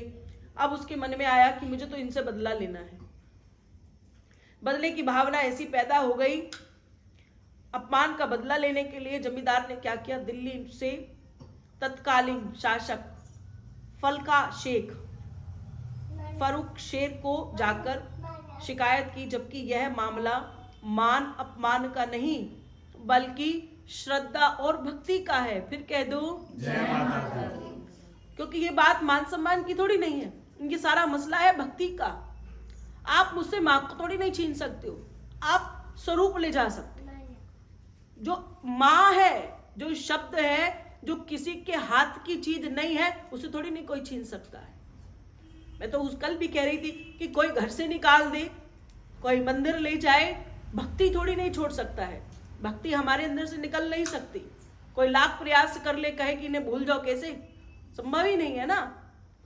और अगर कोई आज भी जाए, किसी और के सत्संग में चला जाता है, वहीं पे वह भाव विभोर हो जाता है और महारानी को छोड़ देता है कि वहां चमत्कार हो रहे हैं। चमत्कार तो भूत प्रेत भी दिखाते हैं, चमत्कार तो दानवों के यहाँ भी होते हैं, पर इसका मतलब थोड़ी नहीं कि हम माँ को छोड़कर सिर्फ चमत्कार के निमित्त खड़े हो जाएंगे। होते हैं ना, जब महिषासुर ने स्वर्ग पर कब्जा कर लिया, इसका मतलब ताकत उसके पास भी है। लेकिन हमें यह तय कर लेना है कि हमने ताकत नहीं, सिर्फ भगवान को नहीं छोड़ना। चमत्कार कोई दिखा दे तो सोचे ये भगवान है, ये चमत्कार नहीं दिखा रही, इसका मतलब ये भगवान नहीं है। महारानी ने कभी नहीं कहा कि चमत्कार को नमस्कार है, उसने कहा भक्ति को नमस्कार है। अगर आपकी भक्ति है अपने भगवान के प्रति, अपने कुल के प्रति, अपने कुल के देवी देवताओं के प्रति, तो कौन कहता है कि हमें अपनी कुल देवी का नहीं पता? मैं तो बार बार कहती हूँ, एक सुपारी को रखो, कहो कि तू ही मेरी कुल देवी है, अब जहां कहीं भी तू विराजमान है मेरे पास आ जा। क्या नहीं आएंगी? कि मेरे को पहले स्वरूप दो, माँ कहकर पुकारो ना, तो माँ आती है, उसको किसी चीज की आवश्यकता नहीं होती, क्योंकि ये बात भक्ति की है। जिसकी ऐसी भक्ति, सब चाहते हैं कि हम किसी के पास आ जाए, हर कोई चाहता है इसके पास आ जाए, कोई चाहता है इसके पास आ जाए। इसके लिए लोग पूछते हैं कौन सा मंत्र करे, कौन सा उच्चारण करे, इसको क्या भोग लगाए, इसको खुद का भोग क्यों नहीं लगा देते? कहानी ही खत्म हो जाएगी ना। जब खुद को ही समर्पण कर दिया देवी को, तो फिर माँ अब तो मैं भी सब कुछ तेरे पास है, मैं तो मेरे पास तो कुछ भी नहीं है तुझे देने के लिए। तो माँ को क्या चाहिए? माँ को वो समर्पण चाहिए कि ऐसा नहीं कि कहीं दुनियादारी में चमत्कार देखा नहीं कि पागल हो गए। अब जब वहां बड़े चमत्कार हो रहे तो इसको छोड़ो, इस तो कुछ नहीं कर सकती। परीक्षा तो सबकी है, पता नहीं कब किसके आगे आकर खड़ी हो जाती है। बिना परीक्षा के माँ ऐसे आती जाती नहीं है, परीक्षाओं के ऊपर जीवन चलता है। फिर कह दो जब उसको बुला लिया तो उन्होंने कहा कि ये जो विषय है ये मान अपमान का नहीं है बेटे, ये विषय तो केवल भक्ति का है, श्रद्धा का है कि उसकी उसमें कितना भाव छुपा हुआ है। इसके बावजूद जमींदार ने बढ़ा चढ़ाकर बादशाह से कहा कि जितना धन नंदलाल के पास है उतना धन आपके खजाने में भी नहीं है इस समय। तब बादशाह ने सिपाहियों को वहां भेज दिया, नंदलाल को पकड़ लाने को कहा और कहा, जिस पर बादशाह के सिपाहियों ने नंदलाल और नंदा को बंदी बना लिया। उसे देखकर जो उसके पिताजी थे उनका मन घबराने लगा। तब नंदा और नंदलाल ने अपने पिता इचरू से कहा कि आप बिल्कुल घबराए नहीं, हमें माँ पर पूरा भरोसा है। हमने माँ की सांझ की जोत जगा दी। जब उसको दरबार से पकड़ने के लिए आए तो उस समय वो जोत जगा रहे थे। कौन सी जोत बोल रही हूँ? सांझ की। जैसे ही सांझ होती है तो हर भक्त जो है महामाई की जोत जगाना यहां से प्रारंभ हुआ। सुबह की जोत, संत ऋषि मुनि सुबह की जोत हवन इत्यादि सब कुछ कर लेते थे, शाम को सो जाया करते थे, जल्दी अंधेरा हो जाता था। तो जब जोत प्रारंभ हुई, भक्ति और बढ़ती है समय के साथ साथ, कभी घटती नहीं है। तो जैसे ही उन्होंने कहा कि आप घबराए नहीं पिताजी, आप चिंता न करें, क्योंकि हम जोत का कार्य जो है कर आए हैं, माँ के निमित्त शाम की जोत लग गई है, तो आपको घबराना नहीं है। महारानी अपनी कृपा से सुबह की जोत भी हमारे हाथों से ही जगवाएगी, ऐसा उन बच्चों को भरोसा है। कि ये बंदी बनाकर ले गए हैं, कोई बात नहीं, अब तो रात को सोना ही है ना, चाहे यहाँ सोए और चाहे कारावास में जाकर सोए, कि हमें कोई दिक्कत नहीं है। दोनों भाई बहनों को जंजीरों से बांधकर बादशाह सिपाहियों से लेकर बादशाह के सामने उन्हें पेश कर दिया। बादशाह फारूक शेख ने नंदलाल से पूछा कि इतना धन तुम्हारे पास कहां से आया? नंदलाल ने कहा, महाराज, यह ना तो आपने हमें दिया है, ना हमने आपसे लिया है, और ना ही हमने किसी और से लिया है, और ना ही हमने यहाँ जब लिया तब किसी की चोरी की है। यह जो धन है महामाई का है, माता रानी का धन है, जो माता के भवन से आता है। मेरी माँ के भवन में हर रोज दूर दूर से भक्तजन आते हैं, माँ के भवन में धन दौलत चढ़ाते हैं, जिससे महामाई के भंडारे चलते रहते हैं। जो धन बच जाता है वह माता के मंदिर में इकट्ठा हो जाता है। इतने विश्वास और मां पर अटूट भक्त नंदलाल को देखकर तब गर्व से कहे शब्दों ने बादशाह के गर्व को चूर चूर कर दिया। क्रोध में आकर बादशाह ने दोनों को बंदी गृह में डालने का आदेश दे दिया। आधी रात में नंदलाल मां को याद करके रोने लगा, हे महारानी, मां तेरे भक्तों पर इतनी विपदा आ गई है, तू कहां छुपी है? अपनी शक्ति छुपाकर बैठी हो। तब भक्त की पुकार सुनकर मां ने नंदलाल को आकाशवाणी के द्वारा कहा कि बेटा, ना तो मैं छिपी हूं, ना मैंने अपनी कोई कला छुपाई हुई है। मैं तो अपने भक्तों के अंग अंग में समाई रहती हूं। मुझे तेरे हर हाल की खबर है। अब मैं अपनी कला दिखाती हूं। पल भर में सोए हुए फारूक शेख का पलंग जोर जोर से हिलने लगा और धड़ाम से जो बादशाह है वो धरती पर गिर गया और उसकी आंखों की रोशनी चली गई, वो अंधा हो गया। मां भगवती ने क्रोध में आकर बादशाह से कहा कि मेरे बच्चों को, जो मेरे सेवक हैं, उन्हें सूरज निकलने से पहले सम्मान के साथ उनके घर पहुंचा देना, नहीं तो तेरा सब कुछ मैं नष्ट कर दूंगी। फिर कह दो जय माता दी। क्योंकि अगर आप माता रानी की सेवा करते हैं तो महारानी को मैंने तुम्हें पहले भी कहा था कि उनको ये कुछ नहीं होने देते जो इनके निमित्त भोजन पकाते। अगर मैं बहुत बीमार हो गई तो मैं भैंसुबा की जोत कैसे जगाऊंगी? छुटमुट तो कर देगी, कोई दिक्कत नहीं, पर इनको भी तो हमसे एक छोटा सा प्रेमी रूपी स्वार्थ है कि इनके बगैर हमारा दिल नहीं लगता, तो इनका भी हमारे बगैर दिल नहीं लगता। ये भी बार बार कहती है, भैया बाहर आके बैठो, मेरे पास बैठो, ऊपर क्या कर रही है? क्यों? क्योंकि अगर हमें चाहिए ये, तो इनको भी हम चाहिए। और जब ये प्रेमी हो जाते हैं भक्तों के, तब क्या होता है? तब अपने आप सब कर्म होने लग जाते हैं। जब उन्होंने देखा कि भैया शाम की जोत जगाए आए हैं और सूर्य उदय होने से पहले पहले इन दोनों बच्चों को इनके घर में आपको बिठा कर आना है, पूरे मान सम्मान के साथ इनको वहां छोड़कर आना है। अगर तूने मेरी ये वाली बात नहीं मानी तो मैं तेरा सर्वनाश कर दूंगी, तेरा कुछ भी नहीं छोड़ूंगी। अब धड़ाम से नीचे गिर गया है, आंखों की रोशनी चली गई है। आकाशवाणी में सुनी हुई ऐसी बातें, बादशाह की हालत खराब। माँ भगवती ने क्रोध में आकर बादशाह से कहा कि मेरे बच्चों को, जो मेरे सेवक हैं, उसको, जो मेरे सेवक हैं, जो मेरे बच्चे हैं और साथ साथ मेरे सेवक हैं, क्योंकि महारानी के बच्चे तो सारा संसार है। पापी भी बच्चा माँ का ही होता है। किसी के दो लाल हों, एक पुण्य कर्म करता हो, एक पाप कर्म करता हो, माँ के दोनों ही बेटे होते हैं। पर प्रिय संतान जो सेवादारी हो, अगर सेवा नहीं करते तो उसको क्या कहते हैं? ये मेरा बेटा है। और जैसे हम कह देते हैं ये हमारा सेवादार है। अब बच्चे तो सारे ही हैं, पर जो महारानी की माँ की अपनी खुद का भी सेवा जो करेगा वो आपको बड़ा ही प्रिय हो जाएगा। और आप भी बार बार कहोगे कि इतनी सेवा करता है महारानी, इसकी उम्र लंबी करना। जो सेवा नहीं करता उसके लिए ऐसा अंदरूनी से नहीं निकलता। वैसे तो हर माँ अपने बच्चों को आशीर्वाद देती है। फिर कह दो कहा कि अगर आज ये बच्चे अपने आप घर ठीक ठाक नहीं पहुंचेंगे तो ये अच्छा नहीं होगा, मैं तेरा सर्वनाश कर दूंगी। इतना कहते ही फारूक शेख तो घबरा गए। तुरंत सिपाहियों को बुलाया और नंदा नंदी को बंदी गृह से मुक्त करने का आदेश दे दिया। दोनों भाई बहनों ने बंदी गृह से आजाद करके बादशाह के सामने लाया गया और बादशाह ने दोनों से गिड़गिड़ाते हुए क्षमा मांगी और कहने लगे, तुम्हारी भक्ति और भक्ति की शक्ति को मैं जान नहीं सका। तुम दोनों मुझ पर दया करते हुए अपनी माँ से कहो कि मेरी आंखों की रोशनी मुझे वापस दे दे।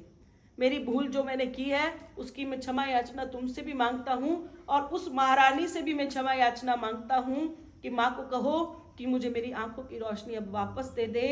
मैंने किसी के झूठ पर कहने पर ही तुम दोनों को बंदी बना लिया था। तब दोनों भाई बहन ने माँ से फरियाद की और कहा, हे माँ, आप हमारी बात सुनो और ये जो बादशाह जी हैं आप इनकी आंखों की रोशनी इन्हें वापस कर दो। बादशाह माँ के इस चमत्कार को देखकर खुद को रोक नहीं पाए और अपार उनको प्रसन्नता हुई। सुंदर घोड़े पर नंदलाल और सुंदर पालकी में नंदी को बिठाकर बहुत सारा धन देकर उनके घर के आसपास सैनिकों को ले जाया गया और बड़े ही सम्मान के साथ उनको वापस पहुंचा दिया गया। फिर कह दो, जय माता दी। जयकारा शेरावाली जी दा। और जैसे ही आंख खुली देखते हैं कि घर आकर बाबा इचरू के साथ नंदा और नंदी ने अमृत समय माँ की जोत जगा दी और बाबा ने कहने लगे, हमने अपनी माँ पर बहुत भरोसा है, इसलिए माँ की कृपा से सुबह की जोत हम दोनों ही जगाएंगे। फिर कह दो, जय माता दी। उसी रात माँ ने बाबा इचरू से स्वप्न में कहा कि मेरी मूर्ति के कारण तुम्हें बार बार झूठे आरोपों का सामना करना पड़ रहा है। मैं तो सदा तुम्हारे घर और मन के मंदिर में बसी हूँ। तुम मेरी मूर्ति को उसी स्थान पर रख दो जहां से तुम लेकर आए थे, ताकि तुम पर कोई आरोप ना लग सके। तब बाबा रात के समय जाकर उस मूर्ति को उसी स्थान पर वापस छोड़ दिया जहां से वो लेकर आए थे। सभी भक्त जन, गांव वाले भी अब उस स्थान पर जाने लगे और माँ का मंदिर वहीं पर ही बना दिया गया। नंदलाल हर दिन उस स्थान पर जाते और माँ की पूजा अर्चना करने आते थे। फिर कह दो, समय तो बड़ी तेजी से बीतता गया और जो नंदी नाम की लड़की थी उसका विवाह हो गया। वह अपने ससुराल चली गई। सास ससुर पति की सेवा करके अपना जीवन व्यतीत करने लगी। इधर जो बाबा जी थे इचरू भी नंदलाल को छोड़कर देवलोक को चले गए। नंदलाल ने अपने जीवन का हर पल माँ के चरणों की सेवा में समर्पित कर दिया। माँ की सेवा करते करते नंदा भी जो है वो वृद्ध होने लगी। एक दिन पूजा करने के पश्चात माँ से विनती करने लगी कि माँ, अब मुझसे तो चला भी नहीं जाता, मैं इतनी वृद्ध हो गई हूँ। एक समय मेरे जीवन में ऐसा भी था जब मैं तेरे मंदिर दौड़ दौड़ कर आ जाती थी, परंतु आज बड़ी मुश्किल से मैं मंदिर आ पाती हूँ। माँ, मैं तो तेरे दर्शन करने तेरे मंदिर नहीं आ सकती। अगर आपकी इच्छा हो तो माँ तुम ही मुझे दर्शन देने मेरे घर आ जाना। कुछ समय के बाद माँ ने सपने में नंदलाल से कहा कि सप्तमी के दिन मैं तुझे दर्शन देने आ रही हूँ। सुबह उठकर नंदलाल ने गांव वालों से कहा कि रात सपने में मेरी माँ ने मुझे कहा कि मैं सप्तमी के दिन तुझे दर्शन देने के लिए आऊंगी। हम सभी मिलकर सप्तमी के दिन माँ का भजन करेंगे। इस बात की चर्चा आसपास के गांव में फैल गई और सप्तमी की तिथि का इंतजार सारा गांव करने लगा। सप्तमी के दिन रात के समय नंदलाल के घर में भक्तों की इतनी भीड़ एकत्रित हो गई और भजन कीर्तन जो है प्रारंभ हो गया। धीरे धीरे रात का समय बीतने लगा और माता के दर्शन के लिए आए हुए भक्त जो है सब्र का बांध तोड़ने लगे और कुछ अविश्वासी लोग नंदलाल को बुरा भला भी कहते हुए अपने घरों को वापस लौट गए। कोई कहता है नंदलाल बूढ़ा हो गया, उसकी अक्ल जो है अब वो बूढ़ी हो गई है, और कोई कहता नंदलाल सटिया गया है। इस प्रकार आधी रात आगे आधी रात पीछे, मध्य रात्रि के समय नंदलाल के घर पर माँ में अटूट श्रद्धा रखने वाले थोड़े से ही भक्त रह गए। फिर कह दो। बड़ी सुंदर भेंट उन्होंने लिखी है। आधी रात माँ ने सिंह पलाइया शेर पालिया ने कहा, हे चली आधी रात। यानी वो कहते कि आधी रात को शेर पर बैठकर महारानी उस स्थान पर पहुंच गई। भक्त मेरे ने यज्ञ रचाया, होम कराया, आधी रात वहां मां पहुंच गई। क्योंकि जहां पर भी भक्त महारानी का ध्यान करते हैं, जहां भजन कीर्तन होता है, वहां मां आती है। लंगर भैरव मादी अर्जा कर दे। माँ के निमित्त जब भैरवनाथ को हम कहते हैं कि आप अर्ज करो, महारानी को बुलाओ, तो महारानी वहां पर जरूर आती है। इसीलिए वीर लोकड़ा, ठाकुर भैरव, इन्हीं के कहने से ही महारानी आती है। वीर लांगुर और वीर भैरव जब तक दरबार में नहीं होते, माँ भी वहां नहीं आती। फिर कह दो जय माता। जब ऐसी बातें महारानी के निमित्त रखी गई, क्योंकि सच्चे है कि नंदलाल मेरा भगत प्यारा के बीच नरेला गांव, जो नरेले गांव में जो हम लोग कभी जाते भी नहीं है, वहां पर बड़ा ही सुंदर मंदिर बना हुआ है, जहां पर ये सब लोग पहुंचे और वहां से इन्होंने ये सारी कथा उन लोगों के मुख से सुनवाई और इसमें लिखित कराई। लज्जा राखो हे जगत जननी, पत लगाई है दाव। क्योंकि भक्त जो है ना, पूरा दाव खेल देते हैं। फिर कह दो। और अगर बदले में सम्मान मांगते हैं तो कोई गलत नहीं करते।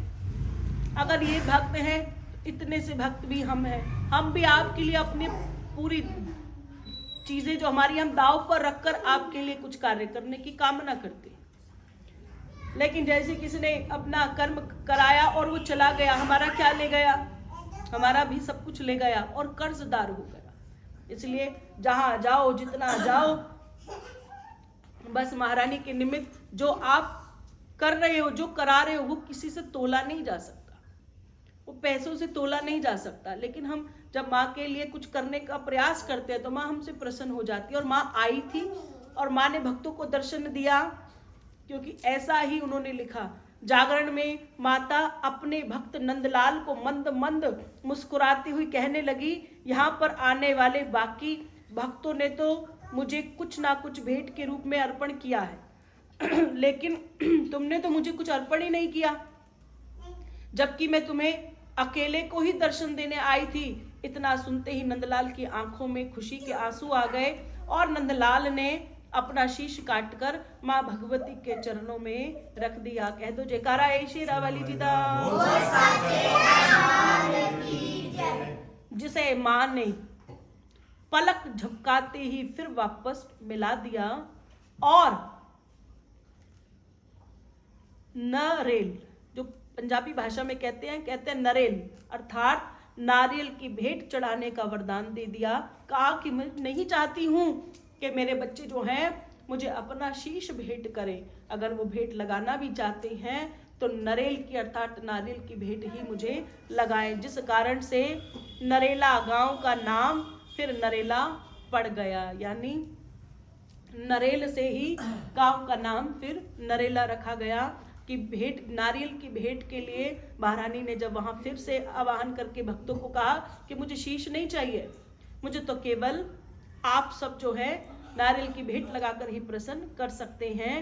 दूसरा वरदान, कुम्हार जाति के होने के कारण हर जागरण में मिट्टी का कलश रखने की जो परंपरा प्रारंभ हुई, ये भी वहीं से ही हुई। फिर कह दो कि नंदलाल और नंद जो दोनों भक्त जन थे वो कुम्हार थे, इसलिए कहा कि तुम दोनों के ही निशान चिन्ह से जब भी महारानी का जागरण रखा जाएगा तो कुम्हार के घर का ही मटका रखकर तुम्हारा सम्मान बढ़ाया जाएगा। फिर कह दो जय माता। यहाँ पर नंदलाल का शीश चढ़ाते समय जो बोल बोले जाते हैं, उसके साथ ही परिवार के सदस्य हाथों में माँ को चढ़ाने के लिए नारियल लेकर खड़े हो जाते हैं और माँ को शीश की भेंट के रूप में नारियल की भेंट चढ़ाते हैं। महंत जी मौली के अट्टे जो उन्होंने पहले ही परिवार की संख्या के बराबर बनवाए होते हैं, माँ की जोत से 3 बार कर महारानी का मंत्र उच्चारण कर कर सदस्यों को पहना देते हैं। फल और मिठाई का प्रसाद झोली में डाल देते हैं। परिवार वालों को अपना अपना प्रसाद स्वयं ही खाना होता है तथा फल के प्रसाद को कभी भी चाकू से काटकर नहीं खाना चाहिए। फिर कह दो जय माता। इसलिए क्या होता है कि जैसे ही आप सबको किसी ने एक सेब दिया प्रसाद का, आप लोग दानवीर करण हो जाते हो, रास्ते में सबको बांटते हुए जाते हो। अपना प्रसाद खुद को ही खाना चाहिए। इसलिए मैं बार बार कहती हूँ आपको जो मिला है वो खाओ, और बार बार ये कह के मत खाओ कि अच्छा मैं तो अनार नहीं खाती, मुझे तो इससे एलर्जी है। अगर आपको उस महारानी पर भरोसा नहीं है तो फिर इस प्रसाद पर तुम्हारा कोई अधिकार भी नहीं है। जिस माँ को भक्त शीश चढ़ा सकते हैं उस भगवान के दिए हुए प्रसाद में हम स्वाद को ढूंढते हैं तो हम कितने नीच हैं। ये हर उस भक्त, उस हर प्राणी व्यक्ति के लिए है जो जब प्रसाद मिलता है तो कैसे देखते हैं कौन सा मिलेगा। कर्म करते समय वो कभी अपनी आंखें खोलकर कर्म नहीं करते, देखते क्या व्यवहार कर रहे हैं, क्या हमारा योग है, नहीं पता। लेकिन जब प्रसाद की बारी आती है तब देखते हैं मुझे ये नहीं खाना और मुझे ये खाना है। यानी जब आप महारानी के आगे झोली फैलाते हो और महारानी जो आपको देती है वही आपके शर्माते होना चाहिए, और उस प्रसाद पर अधिकार आपके पति का भी नहीं है। अगर वो आएंगे तो उनको प्राप्ति है, उनको महारानी के दरबार से प्रसाद मिलेगा। अगर नहीं आए जय माता तो प्रसाद नहीं मिलेगा। फिर कह दो जय माता। तो इस संसार में प्रसाद का बहुत बड़ा महत्व है। जिसने प्रसाद का मान नहीं रखा तो वो महारानी के अपमान कर रहा है, ऐसी ही प्रवृत्ति आती है। इसलिए प्रसाद ले बड़े की कामना ना करें, इतना सा प्रसाद की कामना रखें जिसे आप पंडाल में बैठ के ही खा लें, जिसे घर तक भी ना ले जाया जा सके। अगर मैंने कहा था घर भी ले जाए तो फिर उसे फ्रिज में ना रखें। अब कौन सी जगह है हमारे पास फ्रिज है, हम जाते हैं फ्रिज में रख देते हैं, जबकि फ्रिज पवित्र नहीं होता, उसमें कई बासी सब्जियां रखी होती हैं जो प्याज से जुड़ी हुई होती हैं। जितना दिन प्रसाद दूर दूर जाएगा उसकी शक्ति उतनी ही कम होती जाएगी, और जब अंत में आप उसे खाने की बजाय उस प्रसाद को उठाकर विसर्जन में डाल दोगे, मेरे से खाया ही नहीं गया, तो आप समझ लो कि उस रात आप कुछ, महारानी ने आपको कुछ दिया नहीं। फिर कह दो तो जब प्रसाद को काट कर नहीं देना, किसी और को नहीं देना, ऐसे ही कृपा के साथ ये सारी वाणी जो है नंदलाल के उस भजन में माता रानी ने अपने मुख से कही थी। फिर कहो जय माता दी। उपरोक्त प्रसंग की सत्यता की खोज करने के लिए यहाँ की जो पूरी टीम है जिसने ये ग्रंथ लिखा, नंदलाल भगत के गांव नरेला जो दिल्ली के पास है वहां पहुंच गई, सत्यता की खोज की। नरेला गांव खोज में जाने वाले भक्तों ने बहुत सारे लोगों से मुलाकात की, जिसमें विशेष नाम उन्होंने दिए हुए हैं। ये सारी पूरी की पूरी जो टीम है वहां जाकर उन्होंने एक एक व्यक्ति से बात करी कि क्या ये सत्य है। तो ये सारी बातें उन्होंने कहा कि हाँ ये सभी की सभी बातें सत्य हैं।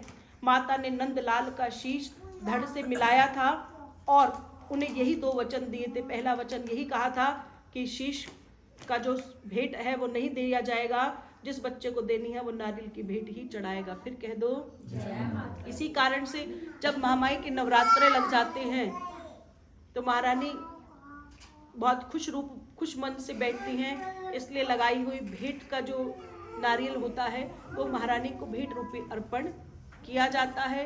और ये करना बहुत जरूरी भी होता है। आप व्रत रखें, आपकी इच्छा है, आप शांति बेटे,